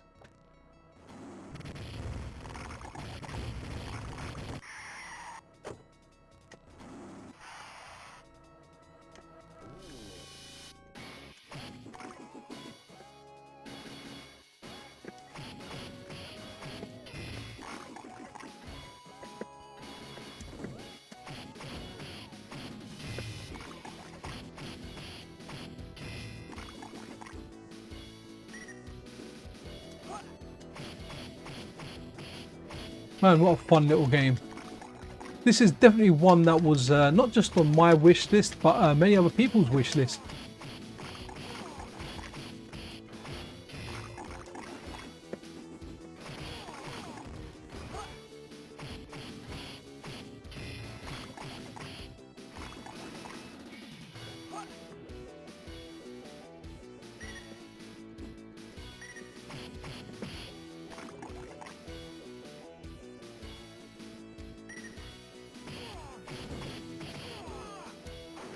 Love the power drive. There's actually team up moves in this as well, which is very nice.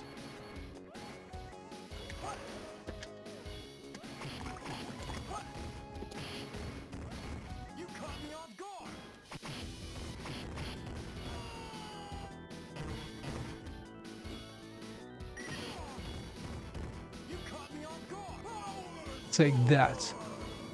Ice baby. Wow, they're all gone.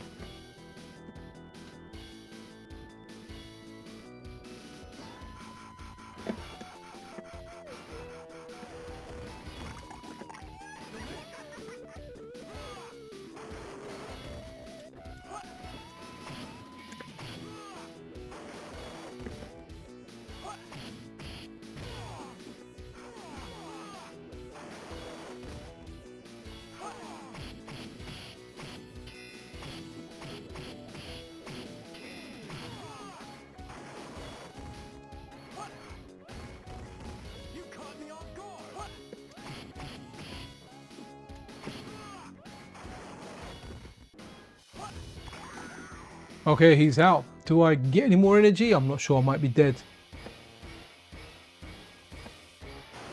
Do you have a Jaguar build? Ratchet, this is not a Jaguar stream. It's an arcade stream, buddy, so it's not something I'm going to run right now. But there might be some Jaguar stuff on the channel if you can go on there. But, you know, the theme of this is arcade, and that's what we're doing here, buddy. Yeah, to be honest, I would have the Jaguar core in here, I imagine, but yeah. Maybe check out one of the previous videos. I'm not sure when the last time I did one is, in fact, but there should be something there.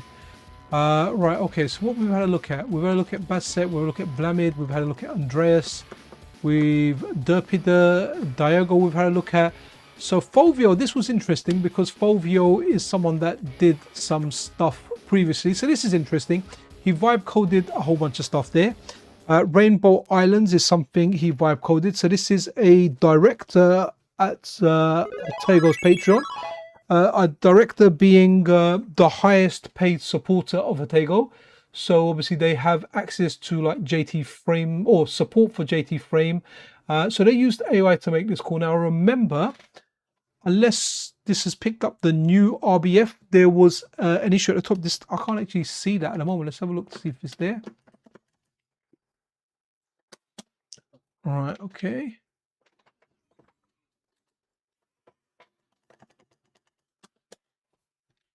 Oh, no, the issue's still there. I can see it. At the top, did you see the little line up top? Sorry, I'm going to put the volume down on my TV because it's quite loud. It's quite late over here. Love this game. Dun, dun. Yeah, see at the top, there's a little gap down there, right?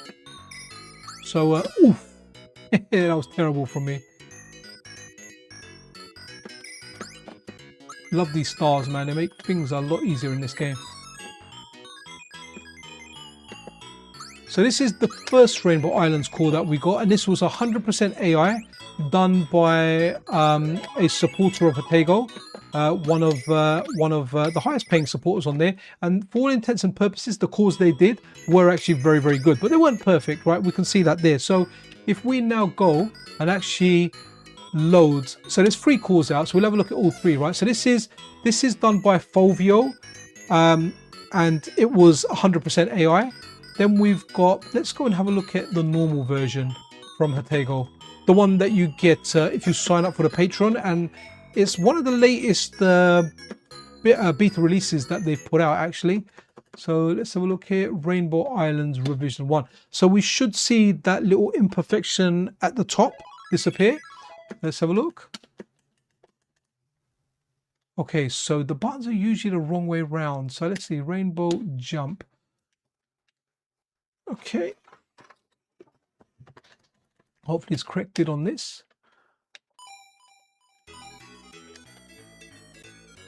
Love this game. See at the top? At the top there, that line that was in VolJoe's one is gone. So obviously Hatego's one is further along, no doubt about that. And this is, if you want access to this one, this is currently in beta, so you do need Patreon access. And I always recommend everyone out there to support developers wherever they can. You know, Hatego has full-time members of staff. He outsources a lot of stuff, does a lot of reverse engineering. I mean, it may not be noticeable when you're playing the games to a lot of people out there, because you're not necessarily going to notice that, but there is a lot of hard work that goes into bringing these cores. And also a lot of the cores that are currently being used by AI are in fact actually using a lot of Hatego's work that's open source and available, so that's being fed there. So you know, just to kind of add stuff there. So there are different options, but hey, everyone's financial situation is different. So I'm never going to tell you how to spend your money. I can tell you how to spend mine, and I can tell you it's a good idea if you can financially do it. But if not, you know, there is a free version available. Let's have a look at that now, actually. So that one is by Basset, I think. Rainbow Islands World, yep, that's the one that we want. So let's have a look at this, and again, you can judge for yourself based on what you've seen here. So the first one, this is the third one we're looking at. The first one we had a look at was VolJoe's. Second one was Hatego's official one that he released. And now the third one we're looking at is one that's available for free, so there's no beta access required. This is a public release. This is from Basset. However, to point out, Basset, as far as I know, they have not made their core available. Their code available publicly. So again, you know, the code isn't available for anyone to have a look at. So we don't know the origin of this. At least we don't know yet. So they did say that they will release their core. So when they do, anyone that wants to have a look at it can. But for now, we can see the quality of the game and what's there. So this one here, isn't going to cost you anything. I just saw some visual kind of horizontal lines there, which I'm not sure if I saw in the other one, or if I looked at a track mode for that long. Let's have a look at this. So I've done the buttons the wrong way around. Never mind.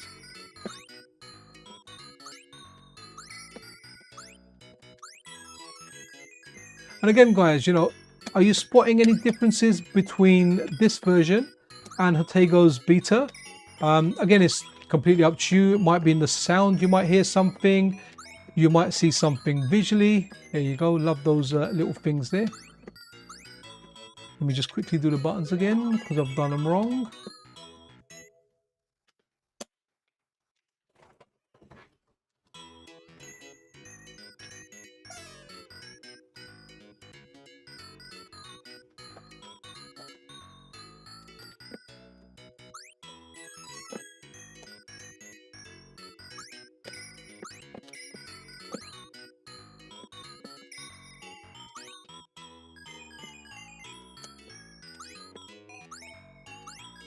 Man, I used to rock this game on the Amiga. You know, this is where I know this game from, more than I know it in arcade. Arcade version is fab though, guys. It's where it began. There are some games that are better on home computers or home consoles. than they are in the arcade. You know, an example of that, Bloody Wolf is better on a PC engine than the arcade version. You see that there? See my rainbows have disappeared there? So, you know, Hei-Long's one might be better than this because I don't remember seeing the rainbows disappear at any point out there. But again, it's down to you. You know, if you want to support Hei-Long, you can have access to the beta. If not, you can go and grab whatever version is out there, which is this one from Basset. Again, choices out there for us folk. But there you go, guys. You've had a look at the version that's available for free, and you've had a look at the version that's currently in beta and requires access to a Patreon. Right, what we're looking at now. So let's have a look. Okay. JLRH. Wow, this guy's done a lot of cores, man. A lot of cores. Wow. Let's have a quick look at Asterix. That's a fun Konami brawler. I think they're working on Mystic Warriors, so it'll be interesting to see Mystic Warriors release. So let's have a look. Let's do buttons while all that is happening. Okay.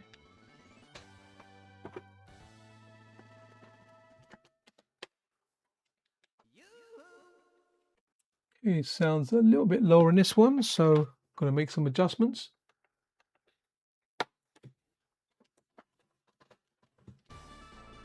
You know, I always pick little Asterix guy, but let's go Obelix this time. They play so much different. Like Obelix is a big ob, and Asterix is, well, he's a tiny little guy.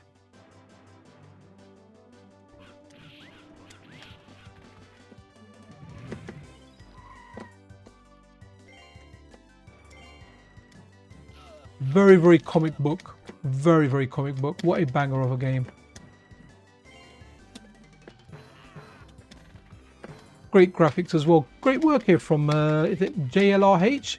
Brilliant stuff. And guys, if you do want to get JLRH's cores, they're available all on his GitHub. I added each and every single one manually. There is an additional kind of thing, a line you can add to download the INI, which does get you most of these new cores that are out, right? So it just kind of does grab everything for you, and it works off the back of Update Tool. But that's something you kind of need to install manually. So again, down to you if you guys want to do that. Interesting. Okay, he's not that bad. He's a big guy, but he's not a bad guy.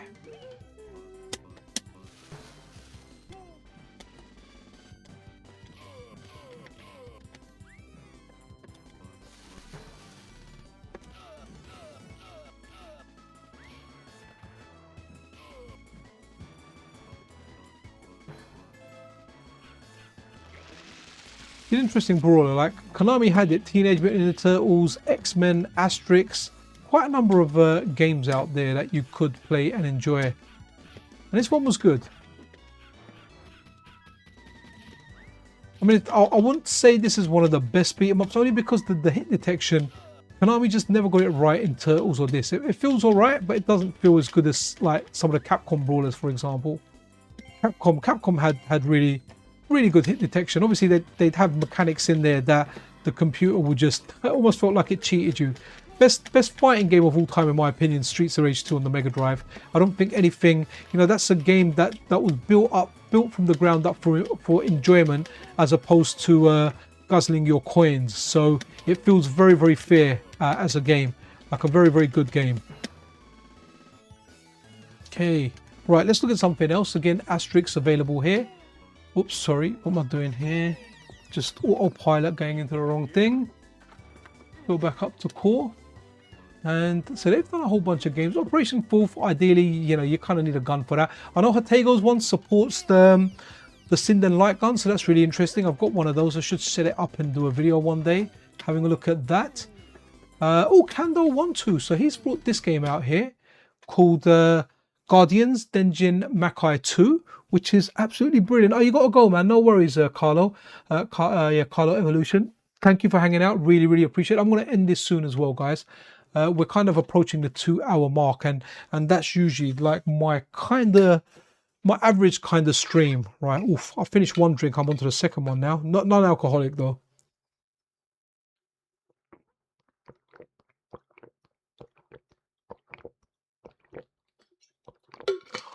Guys, if you're in the UK, make sure you stay hydrated. It's very, very hot. The best time I had today when I was driving around and I had the air conditioning on. You forget that it's summer. Oh, okay. I was it okay, wicked. Violent Storm. You know what? I feel like that's one of the games that's gonna come up. I've said too much. Okay, yeah, Violent Storm feels like it's one of the games that will make an appearance. Don't quote me on that, but it just feels like one of those games that a lot of people like, and a lot of new developers that are coming out are actually bringing out games that they like. So it's just a matter of one of them going, you know what, Violent Storm was the game that I liked, and that is the game I want to bring to the people. Uncle looks like gun for Sinden, tag me later. Oh, get Uncle. Oh, what's Uncle Rick's light gun build for? Oh, okay, cool. I'll have to check. I mean, I've got one on my PC. I've got like a different. I've got like I haven't used it for a while, to be honest. You know what it is? I set this stuff up and then I forget how to do it. So yeah, it's just one of those things there, man. I'll forget. Let me have a look at some of the chat and let's see some of that. So let's have a look. Okay. Any news about VolJoe Fighter? Is it free TV PC? I covered that in the news video today. That the guy that done Wang Model 1, he's working on it, so that looks really interesting. Looking forward to that. Apologies, I said in the video it was Naomi, but you guys corrected me and said it was actually Sega Model 3. So good stuff there. H Demon Arcades, hello, and how are you, man? Any UK vaccine? Okay, be shocked if someone does free TB right now. I don't think it will come out on the MiSTer, guys, but there's going to be a good emulator that does like the PC stuff, so that's something to look forward to. So yeah, this game's wicked. So the developer behind this is Kando12.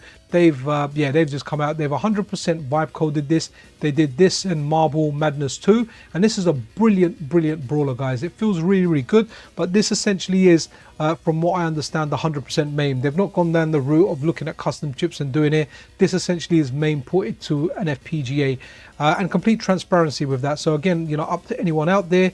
I released a hack with English name. All right, okay, cool. I wonder if that can be implemented into the ROM. You should speak to Kando12 then, dude. See if you guys can work on getting an MRA with all the hack in there and everything. So good stuff there. I mean, I played this game at face value. It's really good. I'm getting quite tired now, but yeah, this game here it's 1:45 here. In fact, I can probably go for another 15 minutes until about 1 o'clock. But yeah, this looks good, and I'll run the attract mode. Guys, if you are enjoying this stream, pressing that like button really helps. Sharing it, hyping it, super duper, really appreciate all that stuff. Right, okay, yeah, this is a very interesting game. If you want to grab it, check out Kando12. I think it's Kando. I can't remember if it's want to as in, is it W-U or W-O-N-T-O-U? But yeah, he released this along with Marble Madness. In fact, I can show you the spelling when we go back out the folder. Oh no, I've just put Kando there. His name is Kando12 though. So let's have a look at some of the other stuff here that came out recently. The CKO stuff from SRG 320 is freaking amazing.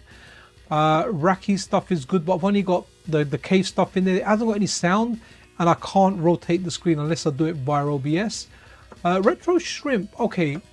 Oldies here, I have no intention of playing this, guys, but over here we have Paperboy, and Paperboy is available. I know it's a favorite game of many out there, so all you Paperboy fans, this game is out. This game is out, and it's a freaking classic, absolutely amazing.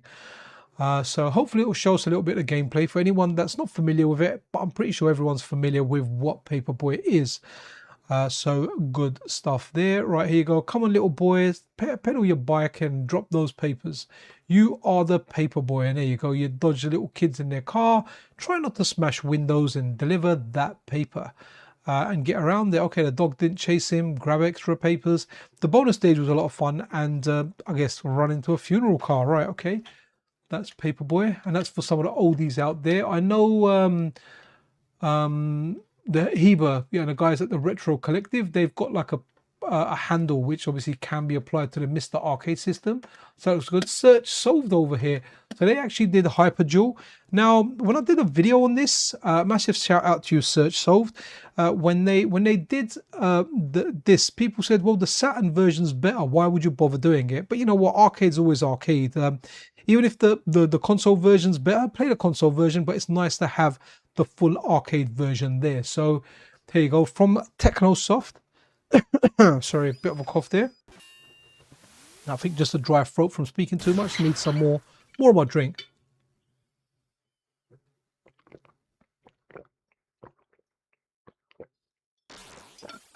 So this is this developer's debut core, and it's a bloody good core. It plays really, really well. So lots and lots of stuff on the MiSTer. Lots of stuff that we have, lots of stuff that's coming. It is freaking good. Look at this. Again, this stuff isn't available via Update Tool. Yeah. So what's the developer that did it? So if you search for the GitHub and you search for this dude here, search solve GitHub and put the name of the game, you should be able to find it. I know I don't leave links in my, I try not to leave links in my daily news videos. What happens is YouTube scans every link, and I've received a warning twice now about certain links that seemed safe to be unsafe because somewhere along that page, or a page can get edited, it's got like nudity on there. And it's not even nudity, it's like a pixel art image of like a woman with a bra on, and maybe it looks a little bit, or maybe the system picks it up as a naked woman, and then you get a warning saying that, look, your channel could be jeopardized. And that's the reason I'm not putting links in, you know, even though the vast majority of them could be safe. And you know, if you then, let's say for example, I host those links on a different website, and then I link that website page, what essentially could happen, it scans links within the page, from what I understand anyway. So it's just not a risk I'm willing to take at the moment. Last thing you want is, you know, here's your, you know, we warned you before, here's your final warning, we are killing your channel, right? Okay, this is good. You can see it. All right, let's see what else we got. Okay, so Shimian, this dude's freaking amazing. You know why? Because he has received, he has released Super Off-Road, or Ivan Stewart's Super Off-Road. Absolutely banging. Yo, Rest Purdue, how you doing there, bud? Good to have you here. Nice to see you, nice. And again, guys, at this point, I'm just going to run through a track mode and a lot of stuff. Yeah, it's quite late over here, and even on the weekend, mind you, I slept all right today. I slept till like almost 10 a.m. and like most days, I'm up at 5 a.m. on a working day, so I don't have to be up that early. I can actually get up at 6 and still make it to work. But yeah, I kind of get up and go early. I hate like being stuck in rush hour. Like on the trains, it's compressed. I'll take like a bus, it takes a bit longer. You know, I check stuff while I'm on there. Oh, Danny82, how you doing there, man? I need to do FFB test for Sega Rally, One's Eye. So what's FFB test? And it's great version 4 player. Nice, okay. Crystal Kings is ace, right? Awesome. I think, guys, this game is banging, and this is Shimian, man. I think this is what they debuted with, and then they did the Buck Rogers core. The Buck Rogers core is a bit old, a little bit before my time, but I do appreciate their efforts with that. Now, you know, when it comes to the arcade side, guys, I like all types of game coming out, right? Because there could be a game that I hate, and other people like it. I wouldn't say hate, but it was before my time, so it's not really my thing. But a lot of people do like that game. But then there's a game that I like and other people don't like, and that's why I like the MiSTer. I like the fact that there are so many different choices out for whatever you want. You know, some people I know I've got a friend that bought a MiSTer just for the Amiga, because it really is the best Amiga without actually using an Amiga. Way better than any software emulation that's out there. And with Amiga Vision, it makes it even better. So they bought it for that. Then I've got people that I know have only bought it for arcade. People that have been waiting for Cave. Then I've got people that have bought it for like having like the PC Engine. They always wanted the PC Engine as a kid, and you know, so they ended up getting the MiSTer. I've actually bought a PC Engine, man. A big shout out to my buddy, you know who you are, for hooking me up with a fantastic deal, delivered with a controller and everything. Really, really good. Right, let's go down the list and just, so did we, oh okay, man, look at this guy out of nowhere. So I went to bed and it was like, right, so I was going to sleep. So what happens is I try and do videos when new stuff comes out. I try and do it quick, right? So I remember as I was getting to bed, and sometimes I get out of bed to do a video, man, and I shouldn't. I should get my sleep. So support me by scanning that link in the bottom left and sign up to my Patreon, guys. I need your money. No, but seriously, I saw this and I was like, wow, Raiden 2. And I think I had a look at it and I was like, all right, you know what? Remember I say I'll get up at 5, so it gives me like an hour to do a video as well and avoid rush hour. So I was like, you know what? And I woke up in the morning and bang, Raiden DX was done as well. And I was like, wow, this is freaking amazing. And that's what we're getting on MiSTer. We're getting stuff and all of a sudden we get more stuff. Absolutely amazing. So let this run. Again, this will have a good attract mode because it's Raiden. So it is banging. What's this? What's Crystal of Kings? I don't even know that game, you know. What is that, Sklenio? Okay. Oh, a wheel test, right? Got you, Danny. Nice one. I don't really use a wheel. I have got a wheel. My kids use it. They've got an Xbox 360 wheel that they used to use with the Xbox One with a Brook adapter. And the other day he was like, "Oh, Dad, I'm going to play. I think the Crew Motorfest with a wheel." And you know, like my middle kid, he's like 12 now, but he's gone through puberty and everything. He's getting all facial hair and everything, and he's quite big, so he's tall. He's very, very tall. He's the tallest out of my kids. Even when he was born, he was a long kid. So he's yeah, he was playing that on there, and he was saying it's really, really a lot of fun. But I've never really been into wheels. You know what it is I've been a driver for a long time, and nothing feels like driving a car. Like it just doesn't feel, it doesn't matter what I've tried, arcade game, Forza, any kind of thing there, it just does not feel like driving a car, right? Because obviously when you drive a car, you know, there's a physics of it. When you take a turn too quick, you can almost feel the car tipping. You don't get that, you know, and that's the kind of thing you learn when you're driving. You go on a roundabout, straight off a motorway, and you haven't decelerated enough in your car almost, and you're like, whoa, I could have tipped out if it was going faster. And then you kind of realize, you think, okay, you know what? I'm going to be super more careful when I do that. Let's look at Raiden DX as well. So yeah, none of it feels like driving. So I actually prefer playing on a controller, man. I'm way prefer playing on a controller. All hats to everyone that likes playing with a steering wheel. That's absolutely fine, nothing wrong with it. But yeah, not really for me, to be honest. So wow, okay, so we've got Raiden DX, which came out after Raiden 2, I think I was told, and yeah, it's like a version of the game, and these are really, really good games, guys. Raiden, I think a lot of people regard Raiden 2 as the best one, but for me, Raiden 1 will always be the best. It's the one that I played in the arcade. It's the one that I saw, and it used to frustrate the heck out of me because it's a bloody difficult game. Unless you have a power-up like that, that's what you want. You want to be powerful like that, but it takes a bit of time before you get powerful like that. So yeah, man, the Raiden games, all of this stuff is available. I'm going to controls again, right? Okay, the Jesus Fish, we had a look at some of this stuff. You know what they have done as well, which are really, so they've done Batsugan, guys, and look at the quality of this game, guys. And like I said, the Jesus Fish always says, look, his work is slop and it is terrible. It's not. It plays really, really well, guys. Like, he's doing a cracking job, and I feel like the Jesus Fish is one of those guys that over time his stuff's only going to get better. It's, for what it is, it's very, very high quality. I mean, a good example would be to go and have a look at that Street Fighter, the movie core, in a month from now, and see, you know, it won't crash. There'll be better improvements. It'll be a better version of the core we have now.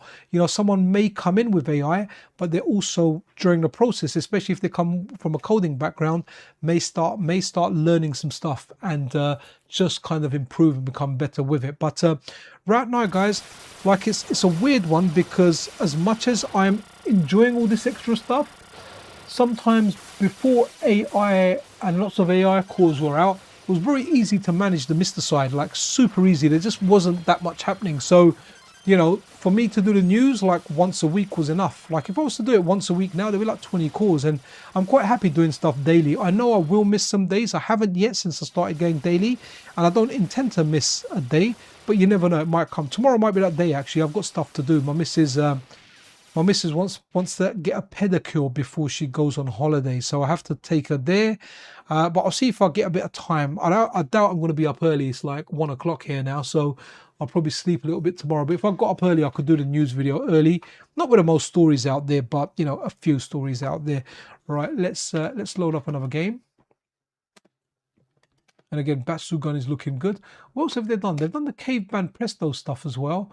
And this is a very, very interesting game. It's like a fighting game that's also a boss rush fighting game, kind of similar to kind of like what Red Earth is. You know what Red Earth is? Yeah, what Red Earth is it's like that, and that's what we've got over here.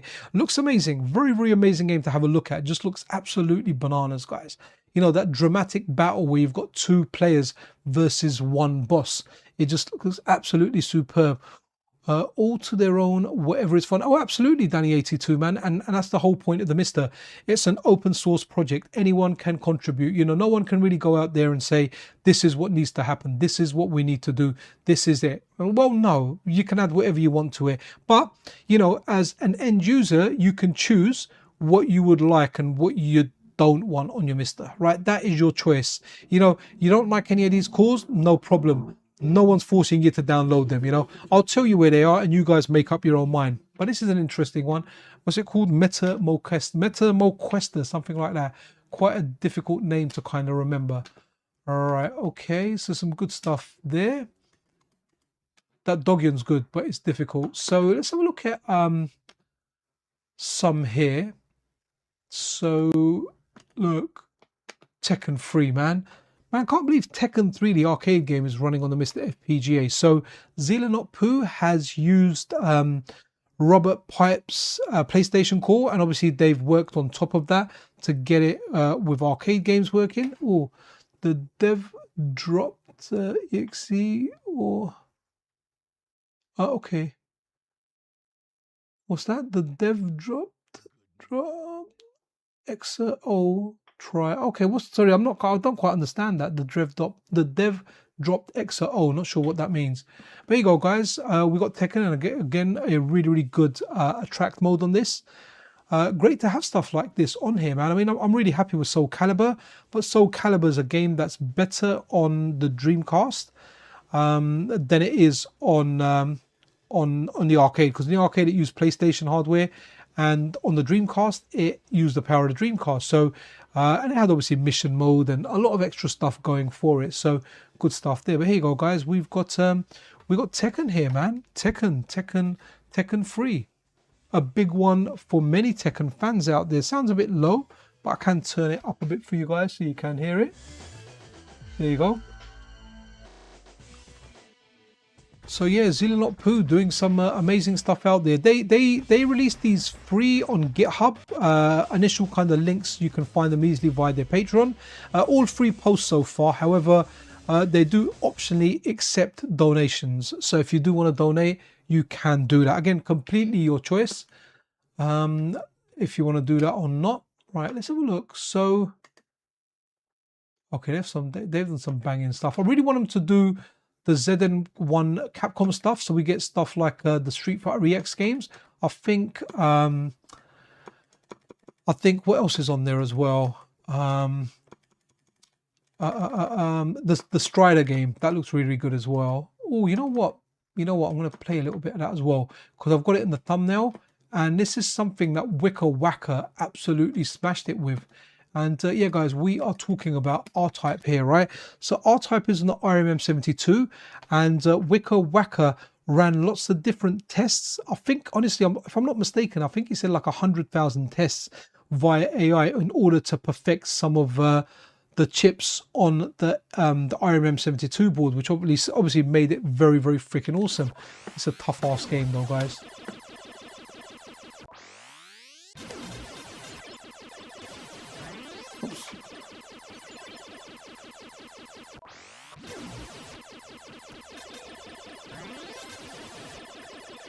Okay.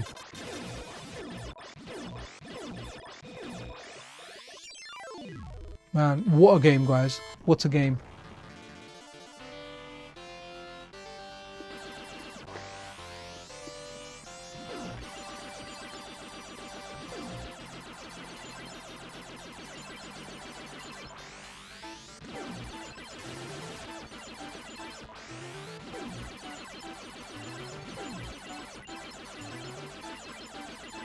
Man, there's so many different ports of this game, and each one of them is fantastic.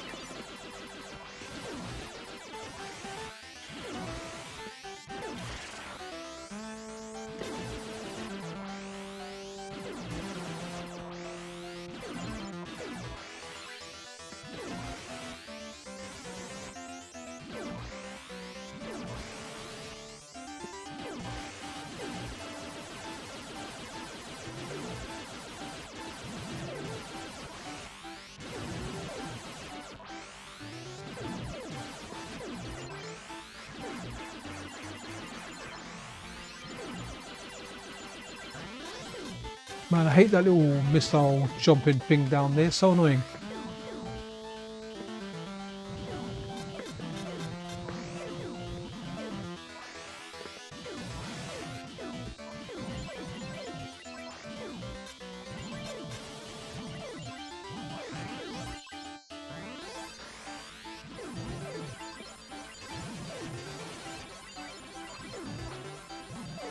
Man, this is such a great core. IRM72. Wicka Wacka is just a freaking genius, man.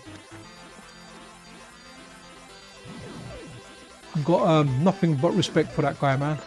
Absolutely, absolutely amazing guy. Wicked developer, all around nice guy.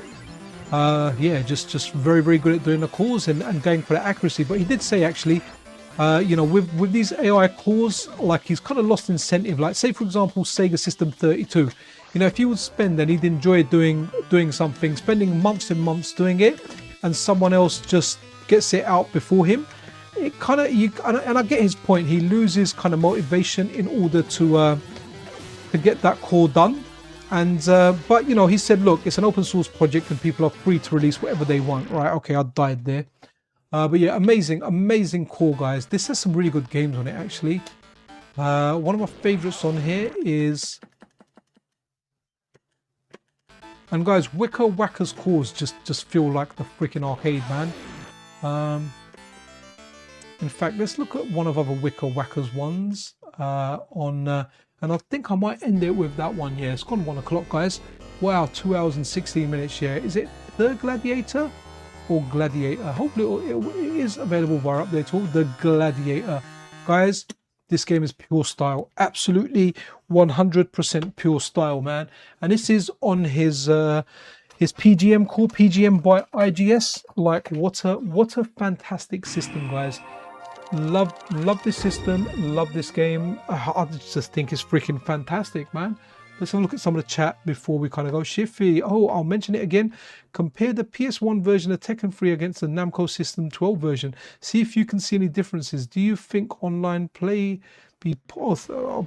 Oh, who knows, man? I mean, at this moment in time, anything's possible on MiSTer. Let's have a look. Yo, Philo, how you doing, man? Oh, okay. You know what? Since you popped in, we'll finish up on that game. But it's only going to be in attract mode, so it better have a good attract mode.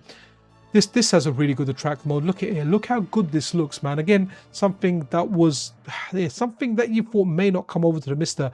But when I first played this game, by the way, guys, I never played this game in the arcade. I played it on MAME, and I was like, wow, what a freaking amazing game. So Shiffies, to say it again, I'll mention it again. PS1 version Tekken 3. So that's interesting. Are there big differences in there? I'm not sure. Yo, random gaming moments 4646. PGM MiSTer Core is way better than. Oh yeah, absolutely. So guys, backstory here. RGM, long-time supporter of the channel. When that compilation came out, I was talking about it and how I'd like to try it. That next thing, like there's a code in my inbox for the game. So I redeemed it, I tried it, and I've done a video thanks to that guy over there. And RGM, thank you for all your support over the years for the channel. Like really appreciate you, man. Really do. But yeah, we've got Phile here, who's a friend of mine. And he wants Mr. Doe's Wild Ride, right? So I guess it's Saturday night, so we should finish with a wild ride, right? Makes sense. Should have pressed the laugh button there. That was half funny. So we are going to Meathax. And then where's, okay. Is that a folder? No, that's not a directory, right? Dodo. Ah, here we go. Which one did he say? Wild Ride. Okay, Mr. Doe's Wild Ride. I'm not going to play it, man. I'm kind of tired-ish now. Oh, okay. I need to rotate the screen. Orientation, vertical, horizontal. Cool. Okay, well done there, Meathax. 1 coin, 1 play. Come on, give us an attract mode. Okay, wow, this looks pretty cool, man. Wow. I'm gonna take you for a wild ride, and there's cherries on there, so that's super duper. Nah. I'm not gonna do it, Philly. I'm like I said, I'm knackered, dude. I'll put it on for you just because you asked, but I want to end on a newer game. That's something that I like. I feel like you're older than me, or either that you're the same age as me or younger, but you were just allowed out to the arcades from a very young age. Where I kind of the time I really got into the arcades was from the age of 11 onwards, where I started like secondary school. In America, in the USA, you guys call it middle school.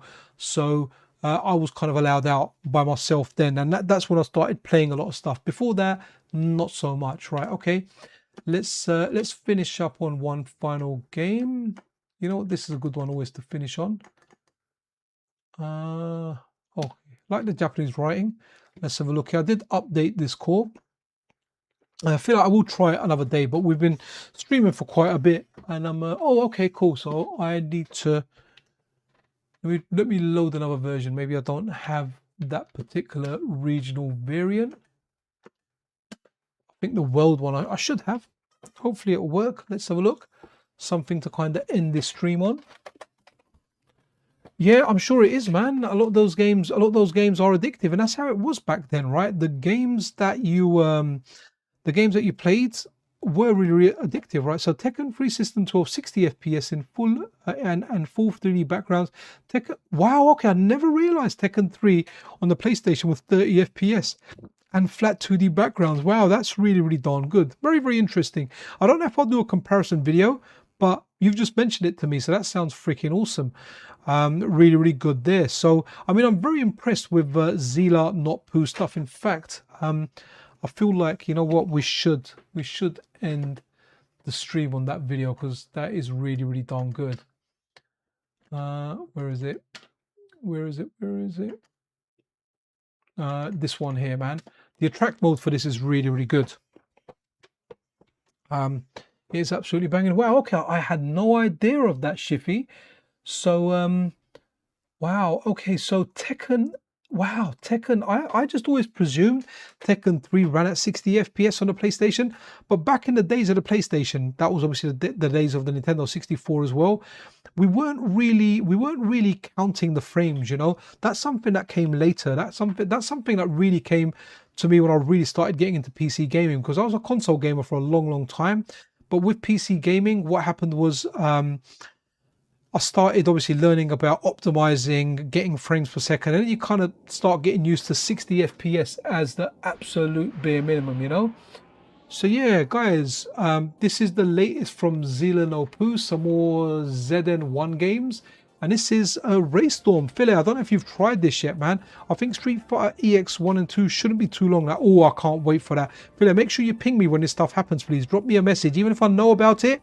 And that goes for anyone out there, guys. There are so many calls coming out, I can't keep up. Like, for example, the Street Fighter movie game, it should have been in today's news video, but I didn't find out until after I'd done it. So that'll be in tomorrow's one as the news. But yeah, if you've got stuff, guys, drop me a message, man. I can't tell you how much I appreciate. Even if I already know it, I appreciate you guys letting me know, because it just gives me a head start. It gives me a one-up. Right now, I'm actually looking for people that are deep in like the recomp kind of side. And if you're always recompiling stuff and you're playing it early, get in touch with me. I really could use your help with the channel. So you know, I want to get some more recomp stuff on this. So I want my new stuff, my FPGA stuff, and if there's good recomp stuff that especially I like, I probably won't do every single one. Video Game Esoterica's got that covered really nicely, but there are some games that I like when they're recompiled. So I would like to try them out. It's just fun trying them out. So I would like to do a video while I do that. So if you are big time into recomps, then drop me a message on Discord. We can chat. I can add you to, you know, like the channel kind of helpers, or the channel for the Discord channel for the YouTube channel helpers. Sorry, using a lot of channel there. But guys, in essence, what have we learned today? Well, the MiSTer is a great system. We've got long-standing established developers that have been around from the days of doing everything manually, you know, and a lot of them are utilizing AI as part of that process to speed certain things up, but they are doing other things the old-fashioned way in order to ensure accuracy. Then we've got a whole bunch of new developers that are using the LLMs, that are paying those subscriptions and pumping out those games. And I'm not saying anything bad about those games, because I actually enjoy those games for the vast majority of the time. There are some games that aren't great, but you are going to get a mixed bag.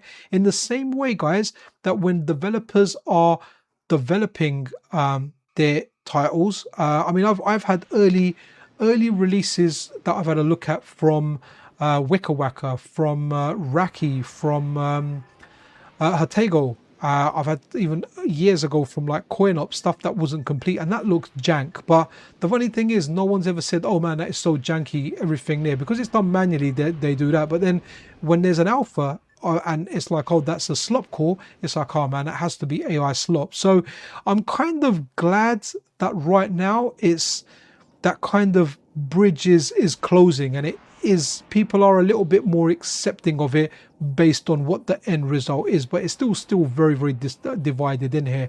I'm happy to cover anything, guys. Even if a slop core comes out, I'm happy sharing it to you guys on the channel. You guys, you know, we're all adults here. I don't think I've ever had a kid watching my channel. Yeah. So you know, you can make up your own mind. You can make up your mind, look at this and go, you know what, this Zilanotpu, he does games via AI. I am strongly against it and I'm never going to use it. Or you could be like, you know what, all these heavy GPU and RAM prices are mental. I mean, my PC's gone up that I paid 2,200 to it. It's worth at least 5,000 now. It's more than doubled in value, man. Absolutely nuts. But yeah, that stuff is happening, and you could take your stand and go against that. It's completely up to you. I'll just bring you stuff out there. I don't care who's behind it, the personality behind it, the method they've used. I'll just let you know it's out there, and you guys make up your own mind. But yeah, guys, MiSTer keeps on delivering. We've literally, honestly, I feel like we've not even touched the surface with the amount of cores that are available for this freaking system, man. It is nuts what we're getting here. And there's probably every bit of a chance that while I did this stream, another core has come out. So let's have a look. Okay, let's have a look. Let's have a look. Okay, sorry, I was just having a look to see if another core released, but I haven't got a notification for anything there in case anything did released when it came out. Okay, sorry, there's more talk about Tekken there. Okay, Sklenia says Tekken 3 runs at 60 FPS on PS1, but it does have 2D backgrounds. Go, okay, cool, guys.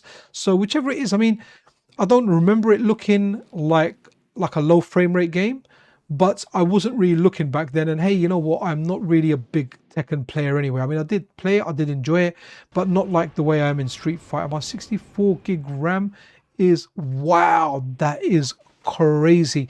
You know, when I bought my last PC, which was in early 2025, I opted for 32 gig RAM. And the reason I did, I thought, well, it's only going to get cheaper and I'll go for 64 later down the line. But at that time, it would have cost me another 200 to get another 32 gig RAM, or like two 32s, right? Yeah, it would have cost me that much. And right now, by what you're telling me, is it will cost me like another £1,000 now, man. It's 5x in price. It's absolutely bananas, guys. Just my RAM then is going to be like worth £1,000. My SSDs they're going to be crazy prices. Well, I've only got 4 terabytes in there. That's the thing I regret. I wish if I went 8 terabytes instead of 4 terabytes, but you know what, I was like, oh man, I'm spending 2,200. I might as well wait and then I'll do something. I wish if I went 64 8 terabyte instead of 32 4 terabyte. But hey, you know, you didn't know. Generally, electronics, historically speaking, computers have been depreciating assets, right? They've never been appreciating assets. To think my Steam Deck, my PC, my laptop, all my bloody stuff has gone up in value, man. It's absolutely bananas, guys. So anyway, guys, going to wrap up the stream. We began with Raystorm and we're finishing with Raystorm. This game is a banger. I appreciate every single Mr. FPGA core developer, whether you're open, whether you're closed source, whether you're using AI, whether you're doing it manually. I like all of you guys, man. And you know, guys out there, support whatever developers you can. If you're supporting OG developers like Otego, cool, go and do that. If you're supporting some of the new developers that have patrons, they've got AI subscriptions that, from what I understand, the ones that a lot of them use cost around $300 a month, and they're putting those games out for free. So you know, if you do want to support them, it's completely down to you. I do encourage everyone out there, if you can make your projects open source, make them open source, especially if you're using other people's modules and stuff. You know, any other developers out there, transparency goes a long way. You can obviously keep your work closed source if every single thing you're doing is closed source, and you know, you're not using any work out there where the license requires you on outputting binaries to also release the code. You know, stick to that stuff wherever you can. That's That's always my advice to you. But if you are putting stuff out there and you aren't if you are hiding the source, then that's down to you. I'll still cover it and say this is out there. I might not always indulge in the source code because it means going onto the GitHub, clicking it and looking into it, whereas sometimes it looks like it's on GitHub, but when you click on the files, when you click on it, it's just a readme in there or something else. So wow, 64 gig RAM cost me $229. Ah, man, there was a time where stuff was reasonably priced, man. It's absolutely crazy now. I do hope it goes down, and obviously that's the downside of AI and all the big companies just buying up the retail stock and really the consumer getting pushed out. I mean, my PC is good enough. I don't really rock it with anything there, but it's just one of those things. Even my little mini GPD Win Mini that I bought, I was waiting for the 64 gig model. It was like an extra £200, I think. And it was never in stock, and once I bought it, the 32 gig one, the 64 gig one came back in stock. But wow guys, it is 1:18 a.m. and I've got stuff to do tomorrow, man. Guys, be freaking awesome to one another. Finally, this is PixelCherryNinja out.